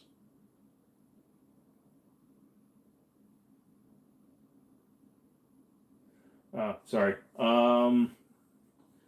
Roy, I have about 540-year-old assorted 38 reloads that I don't want to chance and fire. How do you get rid of them? You can usually find a reloader that's willing to take them. You can also, this is doing it yourself and it is a bit risky, but you can use pliers and just take the bullets out and just dump the powder out and fire off the primers, or just sell them to a reloader and let them do it. I don't know. I mean, the reloads are the only thing that would scare me. I don't care that they're 40 years old, but the reloads could be a bit of a thing. But if they're reloads, they should come apart pretty easy too. Just take 2 pairs of pliers. One grabs the bullet, one grabs the casing, and just twist them apart. You should be able to pull them apart. There's no way they're crimped together hard enough that you can't pull them apart that way. Empty out the powder, and then, like I said, either fire the primer or just take the shells to somebody and sell them to them. My dad used to smoke heavy Marlboros. I would buy him a Zippo of some kind every year. I'm slowly collecting them back from him as he hasn't smoked in years. It's a nice old collection going. Always carry a blade at work. At home, no. Don't bring a knife to a gunfight. There you go.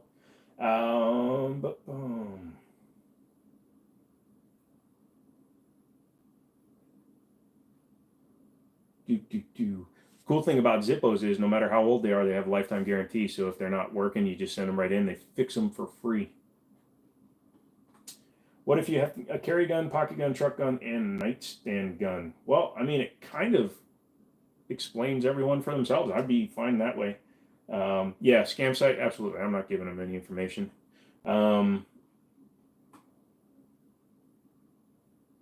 They did have the Shadow 2 for $8.99. But yeah, if you have a carry gun, that's fine. That's going to be the one you carry. When I come home, I usually put mine on top of my computer. That way it's easy access and it's out of the way. I have a couple of guns by my nightstand. I have a couple of safes that are always ready to go. Pocket gun, that's usually my carry gun. Like I said, I pocket carry my normal EDC gun. And the nightstand gun is just exactly that. That's the gun you leave in the nightstand. So you're good. Let's see, MP7 with $2,000 ship. No, they were claiming $90 for expedited shipping, but the way they wanted you to pay for it was super questionable. What about a toilet gun? That's called your booty. Your butthole. It's only down firing, but, you know, it's brutal. Have you seen or shot the all metal?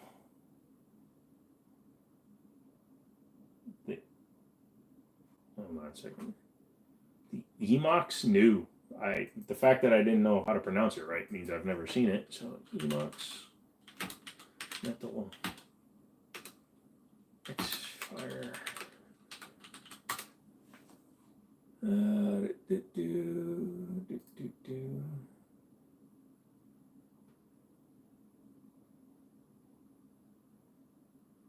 Why does that look like a Savage stance?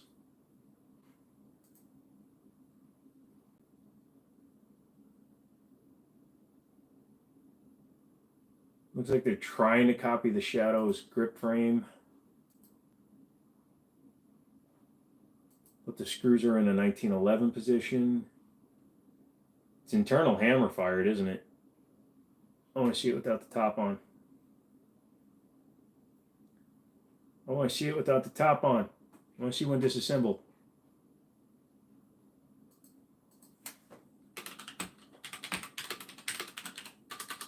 I always feel weird when I'm talking to you guys while typing.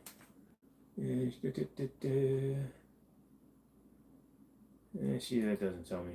God damn it. I'm going to let it run in the background. Let's see. Classic firearms. Ha ha ha. The toilet gun is a muzzle loader. Sorry, not sorry. You realize what muzzle loader means, Charlie? Of course, that's when it dies. Well, bathroom gun doubles as a showering toilet. Yeah. The zombie accomplice. It's the zombie accomplice. Zombie apocalypse. You have one gun with all the ammo you can carry. What are you going to pick? 1911 and 45 ACP. What is the process to obtain a suppressor? Good question. Okay. In the United States of America, the suppressor, short barrel rifle, machine guns are all what are called the Class 3 NFA items. National Firearms Act of 1964, I believe. Those are federally controlled items. Handguns and rifles can be controlled at a state level. Suppressors, submachine guns, and short barrel rifles and short barrel shotguns are all controlled by the U.S. government. In order to obtain one, you have to go to a participating FFL. Not all stores sell Class 3 items. You can also go to silencercentral.com, I believe. But you go to your FFL, like Liberty Arms, we have the kiosk down there. So it's all digital. It's all done there, right there. Your fingerprint, your picture, everything gets uploaded. Middletown Firearms, we did it all for you. Fingerprints are digital. We uploaded your picture, did everything for you. You have to submit your fingerprints. You have to submit your picture. You have to submit to a enhanced background check. It's much more involved than a standard NICS background check or a national something criminal database. It's much more involved. That's why it takes so long. But once you have picked your suppressor, if it's an in-stock suppressor, they will usually have a serial number available. If they are buying it from a third-party source, you can set up your account. You'll have to wait for the suppressor to show up. Once a serial number is available, that serial number will then be assigned to you when you pay a $200 tax stamp on top of the cost of the suppressor. So if the suppressor is $900, you're going to pay $900 plus tax plus $200 in order to get a tax stamp for your suppressor. So like my suppressor, if you wanted to get the same suppressor, you're going to spend about $1,100 on it. Let's see. Sorry. Just make sure everything's still going through. So once you have submitted that paperwork, the wait time will be anywhere from, it used to be as low as 92 days, all the way up to over a year. That depends on a multitude of factors, whether or not there's a government strike, whether or not there's a pistol ban in place, whether or not the guy that's doing your background check decides to get it even more enhanced. Mine took 162 days. I know of people that have taken 10 months, 11 months, 12 months, 16 months. During that time, you will not be able to have your suppressor or your Class 3 item unless it's an SBR because you already own that firearm. So that suppressor will stay in the possession of the FFL until you get approved. If you don't get approved, you don't get your money back, you don't get to get your tax stamp back, and you will no longer have access to a Class 3 item, because if you get denied for one, you can't just keep reapplying. You are done.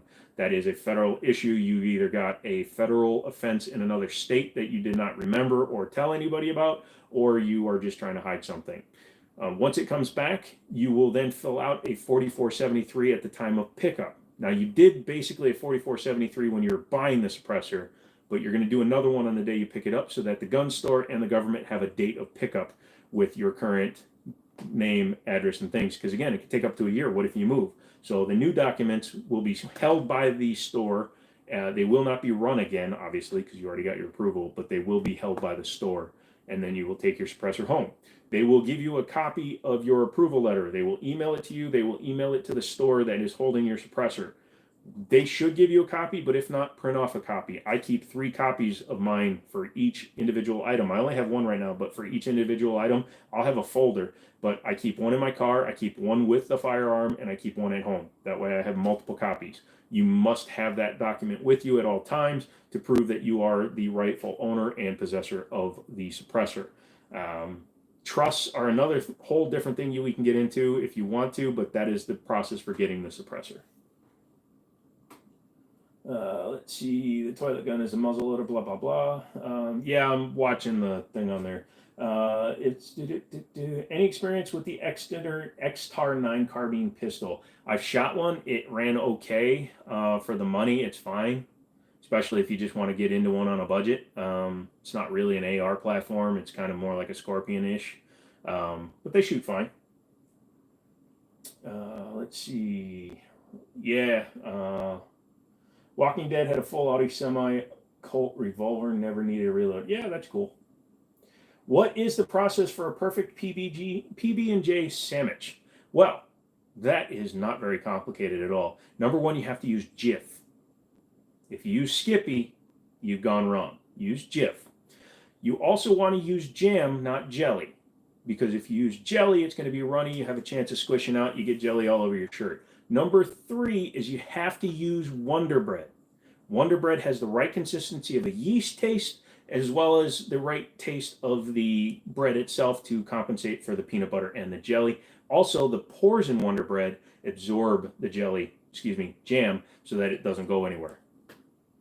That's my PB&J. You're welcome, Mike. Sounds like a complicated process. Probably easier to screw on an oil filter. Yes, Haywood, it would be easier to screw on an oil filter.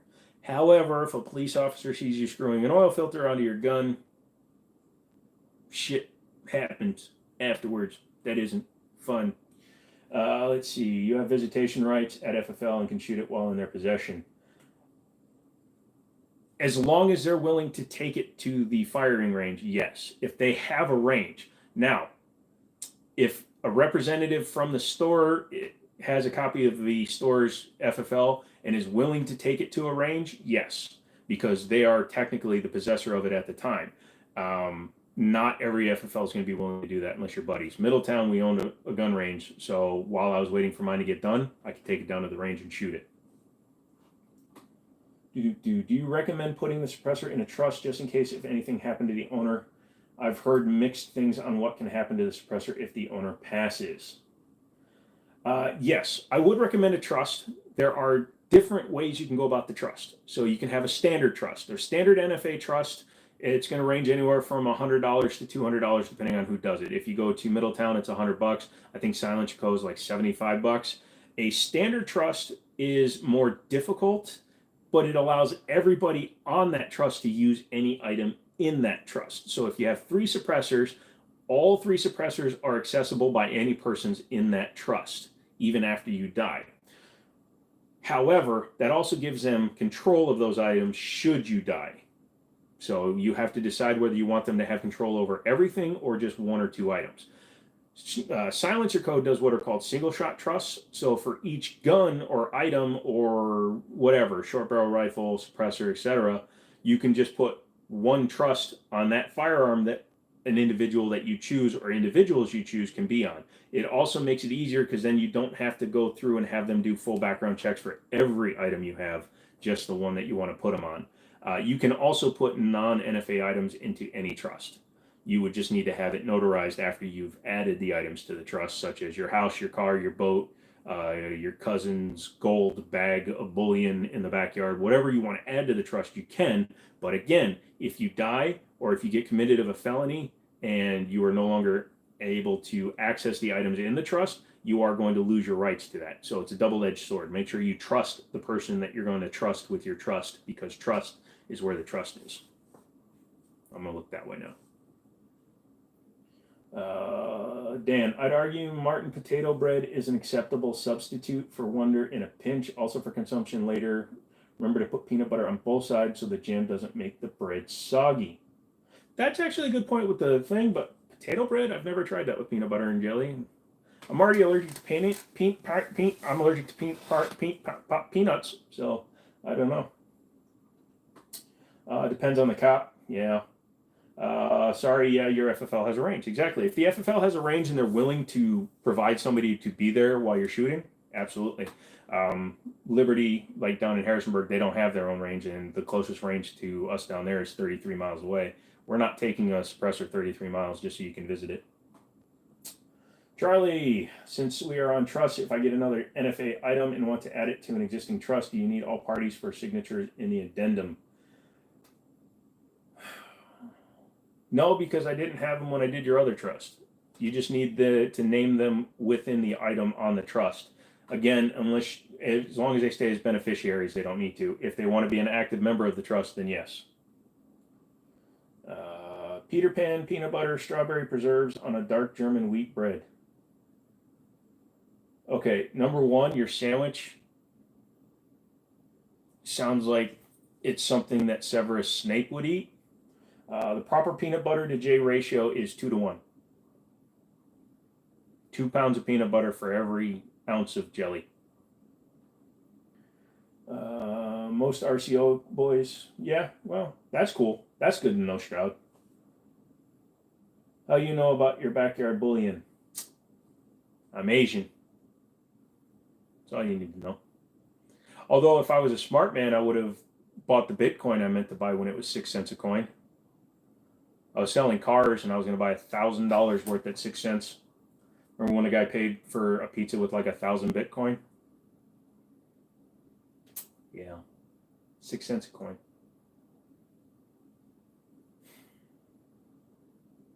Damn it. Anyway, do Uncrustables count in a pinch? I kind of love them. Yes, because they technically are PB&J. And sometimes the crust is just annoying, especially if it's crumbly, like if your bread's stale.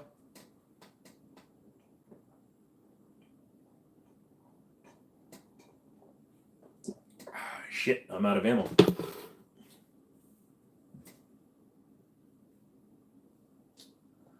Just one time. Yeah, exactly. The only time that they're required to be present is if you are adding them as active members to a new one, to a new trust, because they've already done the background checks.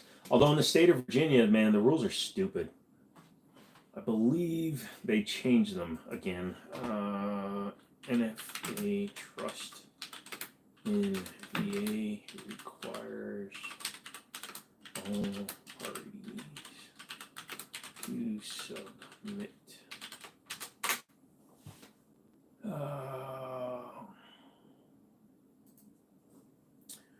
Okay, so if they are going to be a responsible party, they are required to submit all their photos. Yeah, we already knew that. What are the new ones? That was from 2016. With responsible persons in a trust are not with a gun trust like today, but responsible parties in the trust are not required with photo cards of the 81. What the fuck? Single settler trust, or do you need co-trustee? Yep.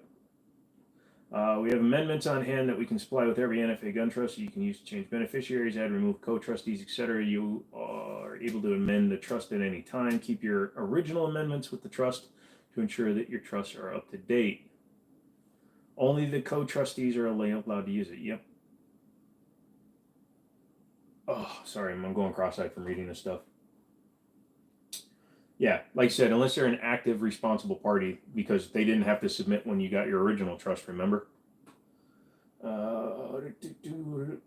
Have you realized how, as we get older, more and more commonly, the conversation comes back to food?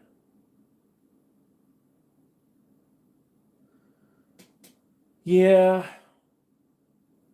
I'm one of those guys, if I don't think actively about food, though, I don't eat for days at a time. But then when I start thinking about it, Charlie will tell you, when I work, I wouldn't eat the entire shift. Daniel will tell you the same thing. Yeah. Dude, my buddy was big into Bitcoin at 150 per. Yeah. Although I did make a bunch of money on Doge. A bunch of money.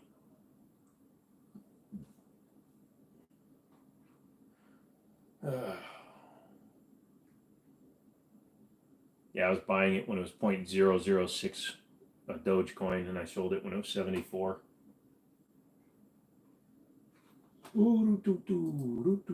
Okay, here's one for you. I don't think it's as controversial as people make it out to be. Pineapple on pizza.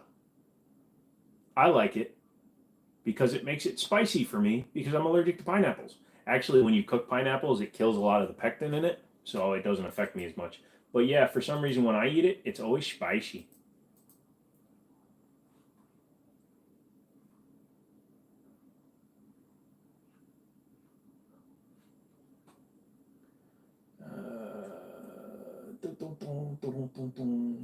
I see that NAC 9 in my feed. Yeah, I decided to go with it. Oh, no. Okay, so that Emox is strike fired. Anyway, I see that NAC 9 in my feed. Yeah, it was a debate because here's the deal. A guy brought in that Freedom Ordnance FX9 after I had decided to buy the NAC 9. So I brought the FX9 home and I was playing with it, but I was also playing with the CMMG Banshee at the time. So I'm playing with the CMMG Banshee, and the CMMG Banshee is twice as much as the FX9, but it's definitely worth it. So then I go back and I start playing with the NAC 9 again, and I realized that I think the NAC 9 at that point, being that it's a Romanian built gun, blah, blah, blah, it says Century Arm on it, but it's a Romanian built gun. I think that I'd rather have that. So then I go ahead and take that one, but I think I'm going to buy the Freedom Ordnance NAC 9 as well. But again, I just bought a 1911 today, so I don't really need another pistol because I have a 1911 again, another one, another one. So it's like, what do I do? I don't know. Should I buy them both? Right there with you, buddy, on the food thing. Yay, Roy K. I just got a Springfield Armory Ethelon and got the large grip for it. Very aggressive grip texture. Have you shot it too? Yes, I have shot an Echelon.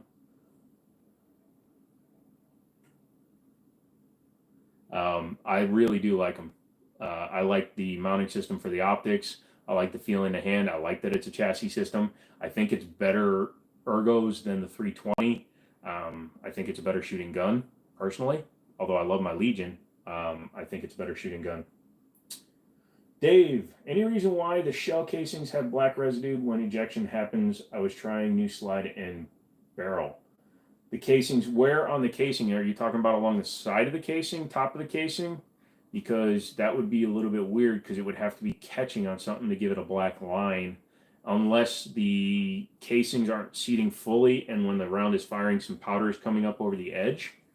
So maybe your rifling isn't true, or the edge for one of the rifling is all the way back into the chamber. If it looks like a line, I'm just taking a wild guess here. I'd have to see a picture. What the hell, man? Living life dangerously. Why is it spicy? Because I'm allergic to pineapple. I actually sweat it. I have the same reaction to pineapple as I do to hot sauce. So I call it spicy because my tongue swells up, gets really big. My lips swell up. I look like a Kardashian, and my breathing gets bad. I'm not supposed to eat stuff I'm allergic to, according to like people and doctors and shit. But I like it. It tastes good. I have a Sega that I want John to convert for me. I just haven't made my way up to the shop. Kind of want to wait for a build class though. Stroud, you should probably go in and talk to him because I believe last time I talked to him, he actually has an 0702 now. So you should actually go to the store and talk to him next time you get a chance and ask him if he's offering private classes. Just a suggestion. You like pineapple with bacon and Japalanos. I like the pepperoncinis that come with Papa John's more than jalapenos. What 1911? It's called the Mitchell's Mauser 1911 Gold Series. It looks like a Gold Cup match. I really, hold on a second. I'll pull up a picture on my portable here, and then I'll show it to you.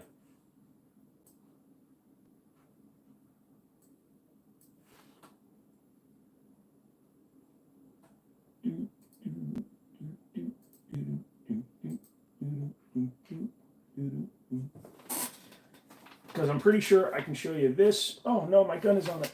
No. Here.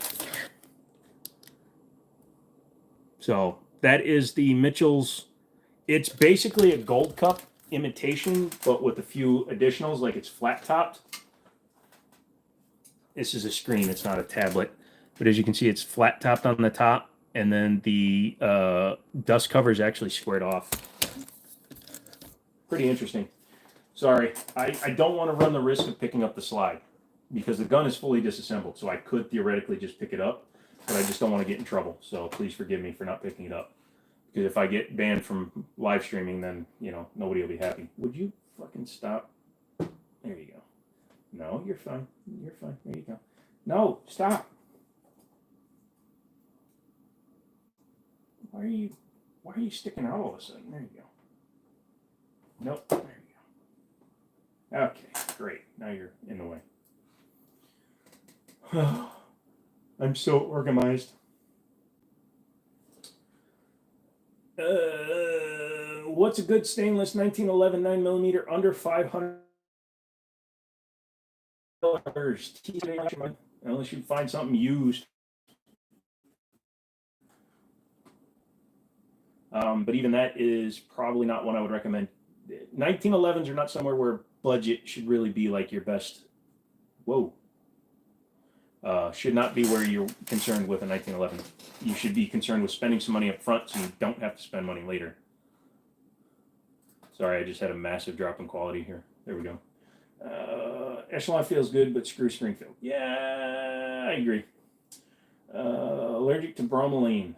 Okay.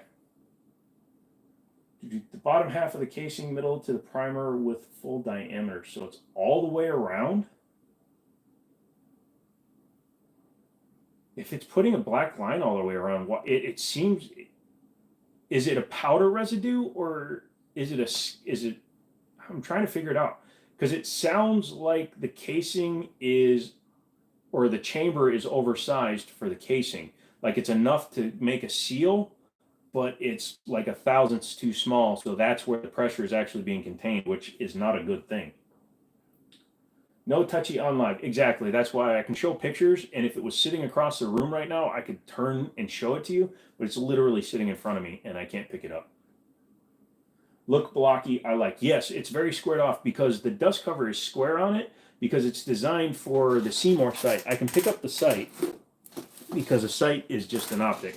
But this is a Seymour Systems red dot. And it's designed to fit over the dust cover. And the dust cover on that 1911 is squared, so this would fit and give you more room for up and down, back and forth. And it's pretty cool. This is the Seymour. It's made for, actually it's made for CZ75s, but it works on 1911s as well. And that is fine because that's just an optic. It's literally not a part of a gun.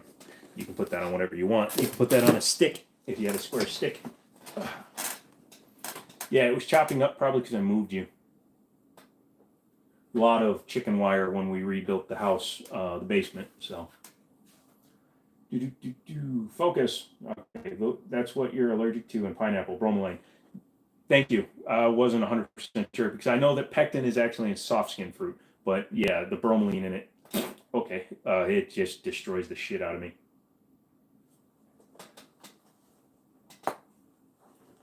I'm unbuckling my pants. The link above where bottom, where's the link? What link?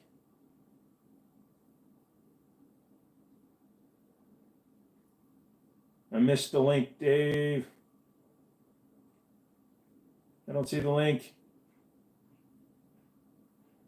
Bromelain is an excellent meat tenderizer. Well, it definitely tenderizes the shit out of my tongue, man. My tongue goes as soon as I put any on there, man. My like, you want to get a little bit.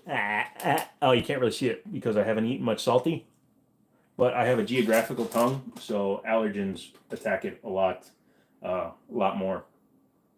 Race gun shite. I love it. Yep.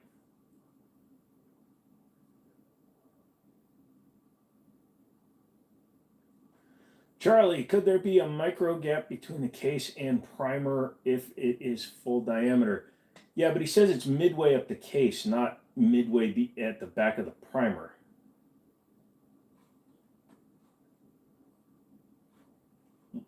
What's that, Nunya? I didn't get banned.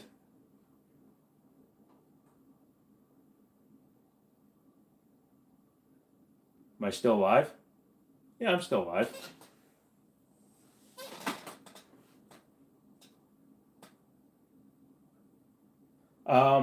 I've gotten channel strikes, false channel strikes. And when you get a channel strike, you can't stream.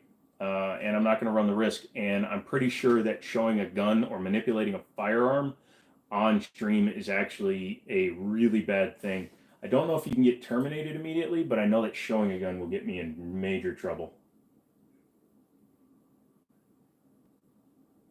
No. I said none of your business. I said I don't want to run the risk because the instant I pick it up, even though it's just the slide, it's the bare slide, I think that would be enough to get me banned from streaming because it would be showing a firearm.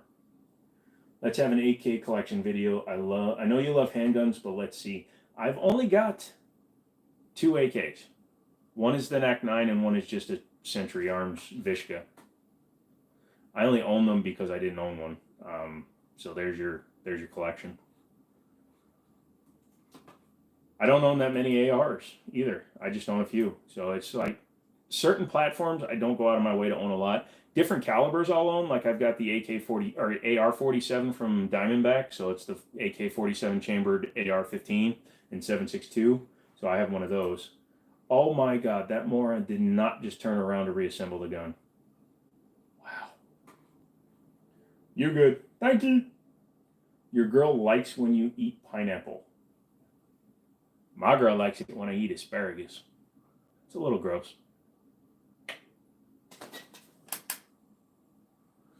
It's held somebody's message. Hold on a second. Let me see there. That's weird.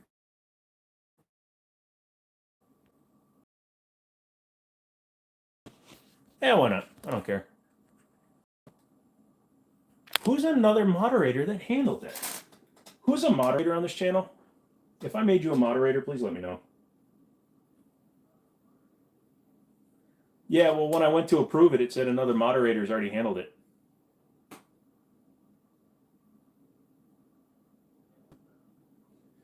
Understanding, yeah, let's not please do that. I enjoy your channel much more down to earth than other gun reviewers. Thank you, Marion. Yeah. According to the actual full stipulation of the rules. So YouTube live gun rules. And like I said, it's all because people in the past have self-deleted. So according to Google,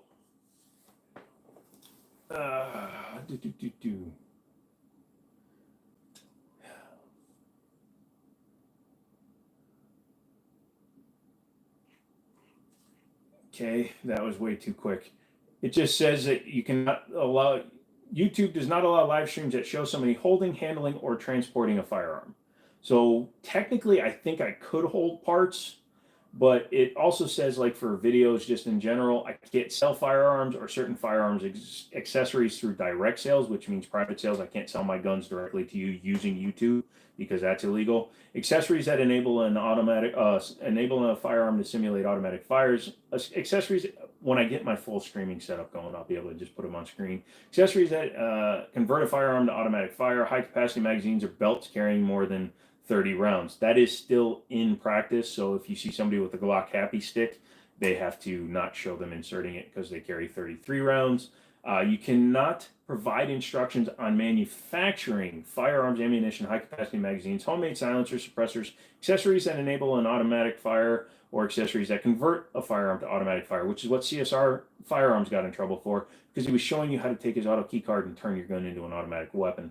You can't provide instructions on how to install any of the above mentioned accessories as well, which again is what CSR did when he told people exactly the model of gun you needed to use his auto key card on.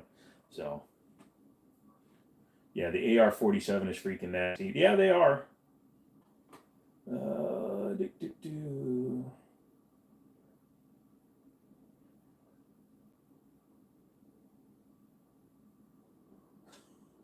Ban if you show a gun. I think they may not like that video card with them scary looking fans. Yeah, look at that. I'm not using a graphics card the way it was designed. I'm using an extension.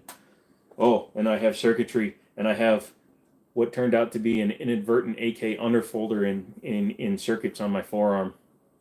It's kind of getting hidden by the other tattoos now, but we didn't notice it at first. But it looks like my tattoo guy put a digital AK-47 underfolder on my forearm. I thought that was funny. Speaking of which, I'm going on Wednesday to get more tattoo work done. Finally, it's after the first. All right, so let's close that out. Yeah, the rules are sucky, and in fact, I watch a lot of replay on videos where they're showing guys putting in mags, and even like 20 rounders, they're hiding and blurring it out. It's freaking hilarious. Boom, boom, boom. A dude was holding a Transformers gun, the Megatron, and within minutes the live was cut. Yeah, and unfortunately, now I've applied to get a channel partner, both for shorts and the lives. Not the lives, but for the long forms. They say that's closed, but I still tried it anyway. But I applied for a channel partner because the automated algorithm, as well as the, let's say, the uneducated reviewers that they have in the third-party call centers, don't understand how to handle false flags. And as a gun channel, this year I've gotten 4 false strikes. They're all gone. They all got taken back. I did get my warning was upheld. They said I was trying to sell a gun when I clearly wasn't because I didn't get to the right people. But yeah, I've applied for a channel partner just for my shorts videos, because if enough people flag a video, I get a strike. If I get a strike, I get in trouble. The last time it took me 4 days to get it fixed. So yeah, it sucks. It sucks how fast they can damage your channel. Yeah, but his key card wasn't sized to spec novelty. The problem is, if you watch, because his videos are still online, because there's people that analyze the videos that he made, in his auto key card, he told you exactly how to modify it to make it work. And it was within millimeters of spec. So he literally was like, if you take this particular M4 and you take this key card and you cut inside of the score line all the way around the key card, and then you punch it out, and then you put it in a press, and you bend this at this angle, and you do this, and yada, yada, yada, you can put it into your M4 and make it fully automatic. He used the fact that he had an 0702 as his self-defense for telling other people how to modify an item he was selling to make it work in the firearm. That's where he went wrong. Now, in a perfect world, it shouldn't have mattered. We should have full rights to have any firearm we want. It should have been a non-issue. But because he blatantly violated YouTube policy, YouTube helped prosecute this man and get him sent to jail for like 15 years, which is bullshit. They should have just demonetized him for a couple of days or week, a month, whatever, like they did with fucking, what was her name, Pokimane or whatever those idiots are, the ones that have 30 million subs. They should have just censored him for a week and then let him go about his business. But instead, he's just sitting in a Florida jail rotting because he exercised his Second Amendment rights as well as his rights as a firearms manufacturer. But he did it to a public and a crowd that unfortunately is made up of people that don't know better. That's my high horse.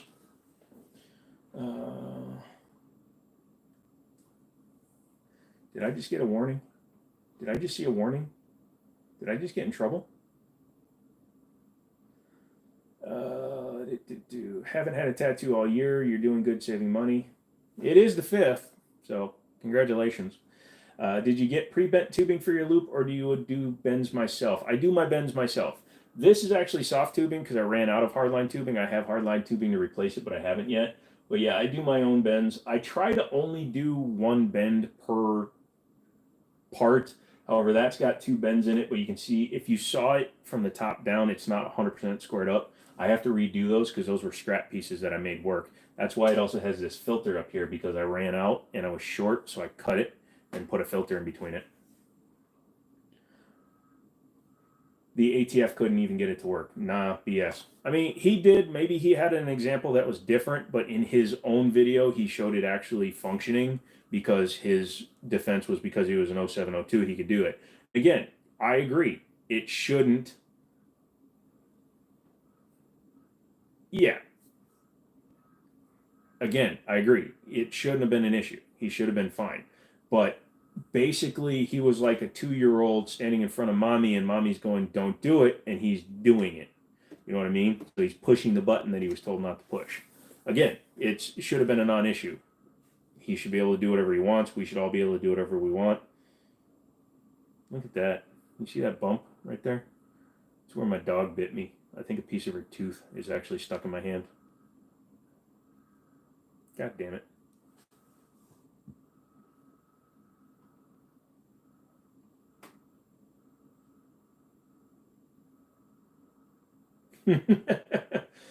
None of your business. What's your thoughts? I'll show you a soft tube, tough guy.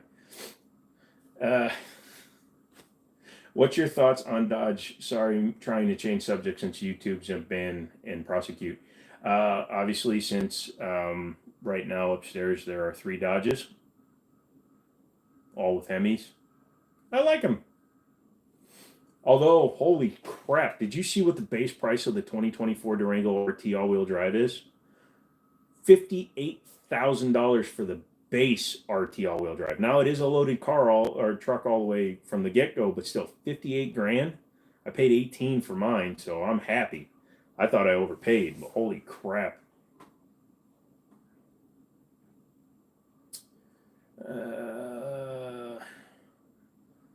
Steven, I used to give my dad shite for selling his M16 back in 82 that he had.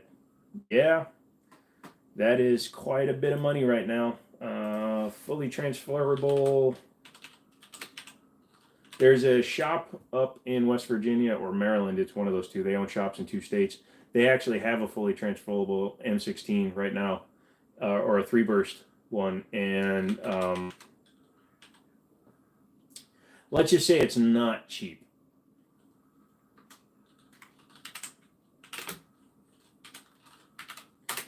I believe it's an M4 because it's a 3-round burst.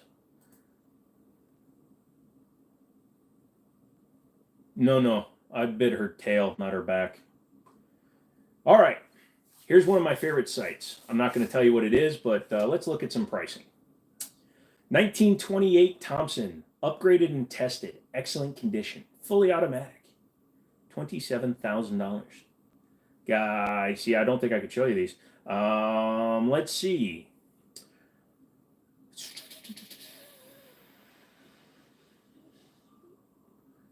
Colt AR-15A2, excellent condition, $31,995.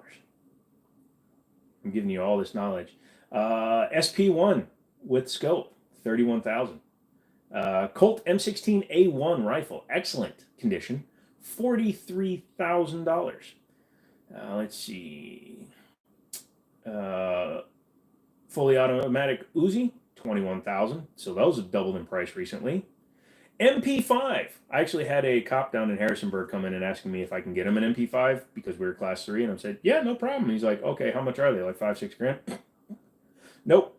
Cheapest one is $44,000, and it's because it's just got an automatic receiver on it. It's called the Hard Time Armory registered receiver. So that actually sounds like it's not a transferable one. But here's a receivable or transferable one, $58,000 for an MP5. Not the SK, but the MP5. Let's see. More Uzis. Go to Middletown Firearms. They have an actual IMI Uzi semi-automatic. It's like $3 grand. I might have taken it in. 31,000. M60. Ooh. An M60. 123 grand. You were guessing 36 grand? Yeah. Some of the Diaz back when they were cheap. Yep. Yeah, holy shit. An MG34, World War II, German, 49.9. An Angry Tube for 12 grand. Mac 11s are about 15K. This is one of my favorite sites. God, I love those things. Yeah. Look at the tanks. They got tanks?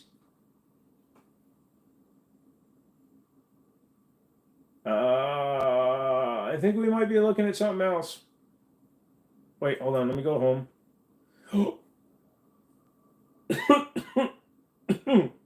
Hold on. AR-15 belt-fed upper.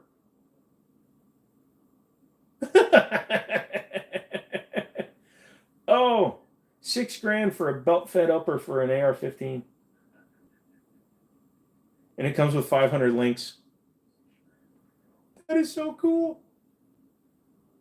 You got to provide your own gun, but still for $6,000.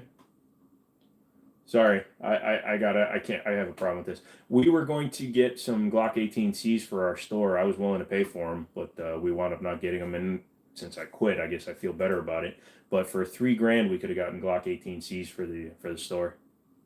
Almost did. Glad I didn't though.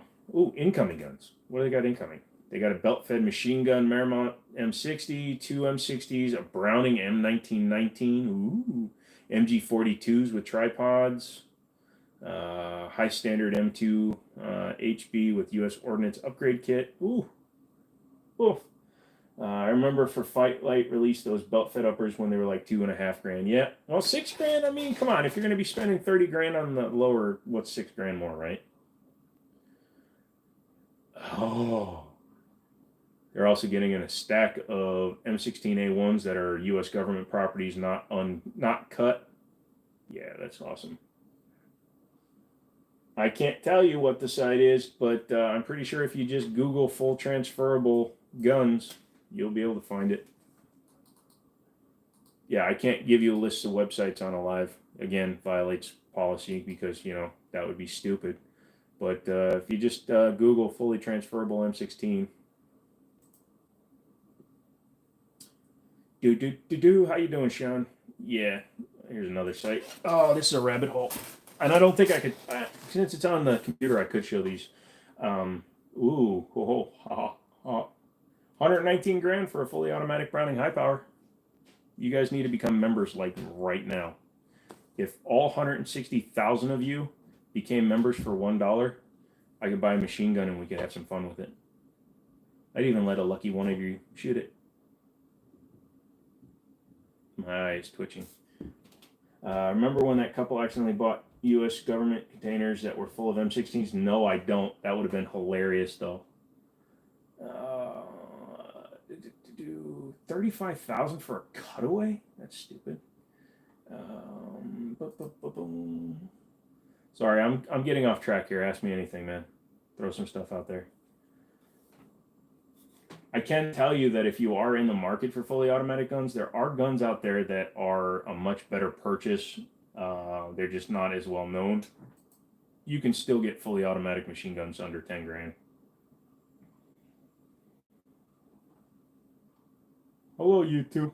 Why are you live streaming this? I don't know, because I feel like it. Shut up. Don't you tell me to shut up.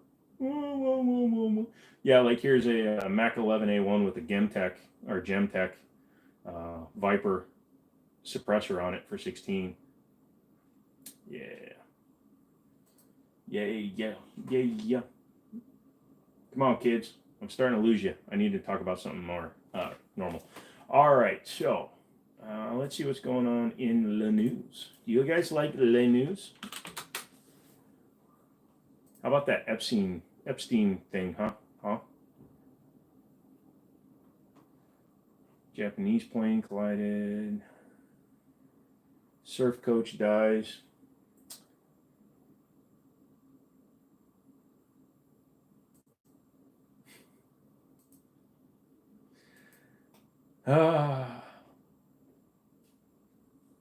Air Force just lost a B-1 bomber in an accident. World's largest cruise ship to set sail this month. I guess my parents are going to probably go on that at some point. It's docked in Puerto Rico. The HK5A1, yeah. K5 or Power Wagon? Good question. I'd probably go with the K5. I've had a few of them. My grandfather had a Power Wagon though when we were younger. But yeah, I'd probably go with the K5. The 350 just has more stuff that you can do to it than the old 360s and 318s. Let's see. B-1B bomber crashed. Oh. Safely ejected before the aircraft failed to land at Ellsworth Air Force Base in South Dakota. The bomber was assigned to the 28th Bomber Wing in Ellsworth, which is one of the Air Force's two B-1B bases. The bomber crashed at approximately 5:50 p.m. while the crew was trying to land during an exercise. They were treated for minor. Now, how sad would you be if you're the guy that has to have your guys eject from a B-1 bomber? You realize as you're making them pull those handles that you just lost your career. You're never flying one again. Michael, thank you, sir. It was fun. Thank you so much for hanging out.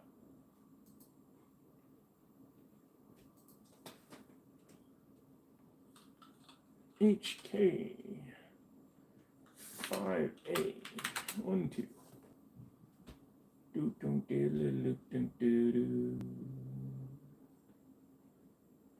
Ooh, that would be nice. Kind of like the missing F-22. Yeah. No, just think about that. Oh, God. That would be so bad. You're ejecting, you're floating to the ground. Off in the distance, you see your commanding officer standing out at the end of the runway with his knife hand ready. And then you lose your job. JB, it's good having you hang out, dude. We're at, almost 3 hours, so I'm probably going to end it here in a little bit. I'm digging at the bottom of the barrel here. I'm looking at ejections from a B-1B bomber and my Mitchell that I need to clean and put back together. Although it's going to snow really bad tomorrow, so I don't have to put it back together because my buddy's not going to work. Yeah, and I don't have to go down there with him. Although, mine has a different trigger. I think the one in the picture is a 9. Oh, hey. If 2's a company and 3's a crowd, what's 4 and 5?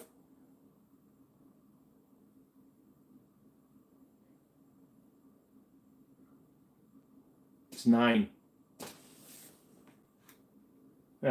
I'm so funny.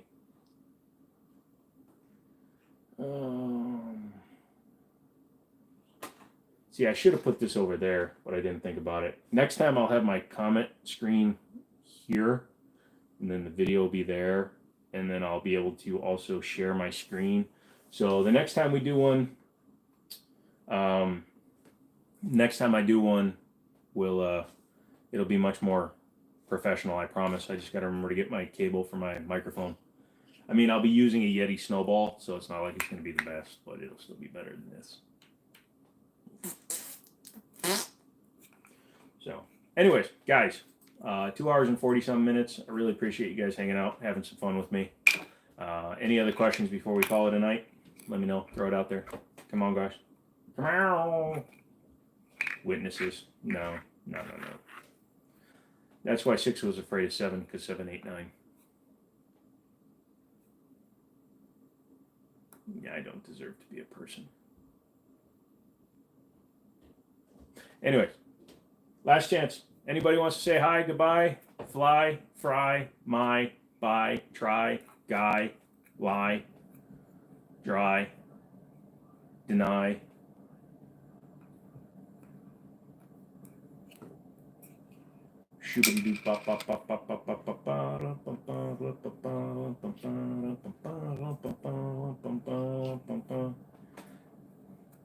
See you next week. Yes, sir, Dave. Like I said, we're going to be doing Monday, Wednesdays, and Fridays, so 3 times a week. I figure 3 times a week, we can all just sit and shoot the shit with each other. Even if it's the same 12 to 18 people every week, I'm cool with that. You guys are fun. You're hilarious. Thank you so much. Had a lot of fun. Is there a Sesame episode where Ernie pulls out a 9 on someone selling an 8? There is, but it had Katy Perry in it, and even though he pulled out a 9, the problem was Katy Perry's nipples were showing, so they had more of a problem with that than they did with Ernie pulling out a 9. Hey Bert, look what I got. It says G-Lock. Oh, hey Bert. Bert.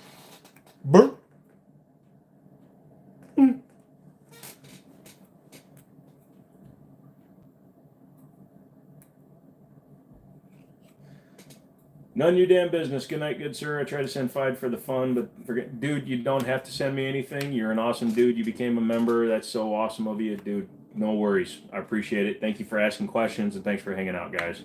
I really appreciate that. BB, deuces. Or deuces.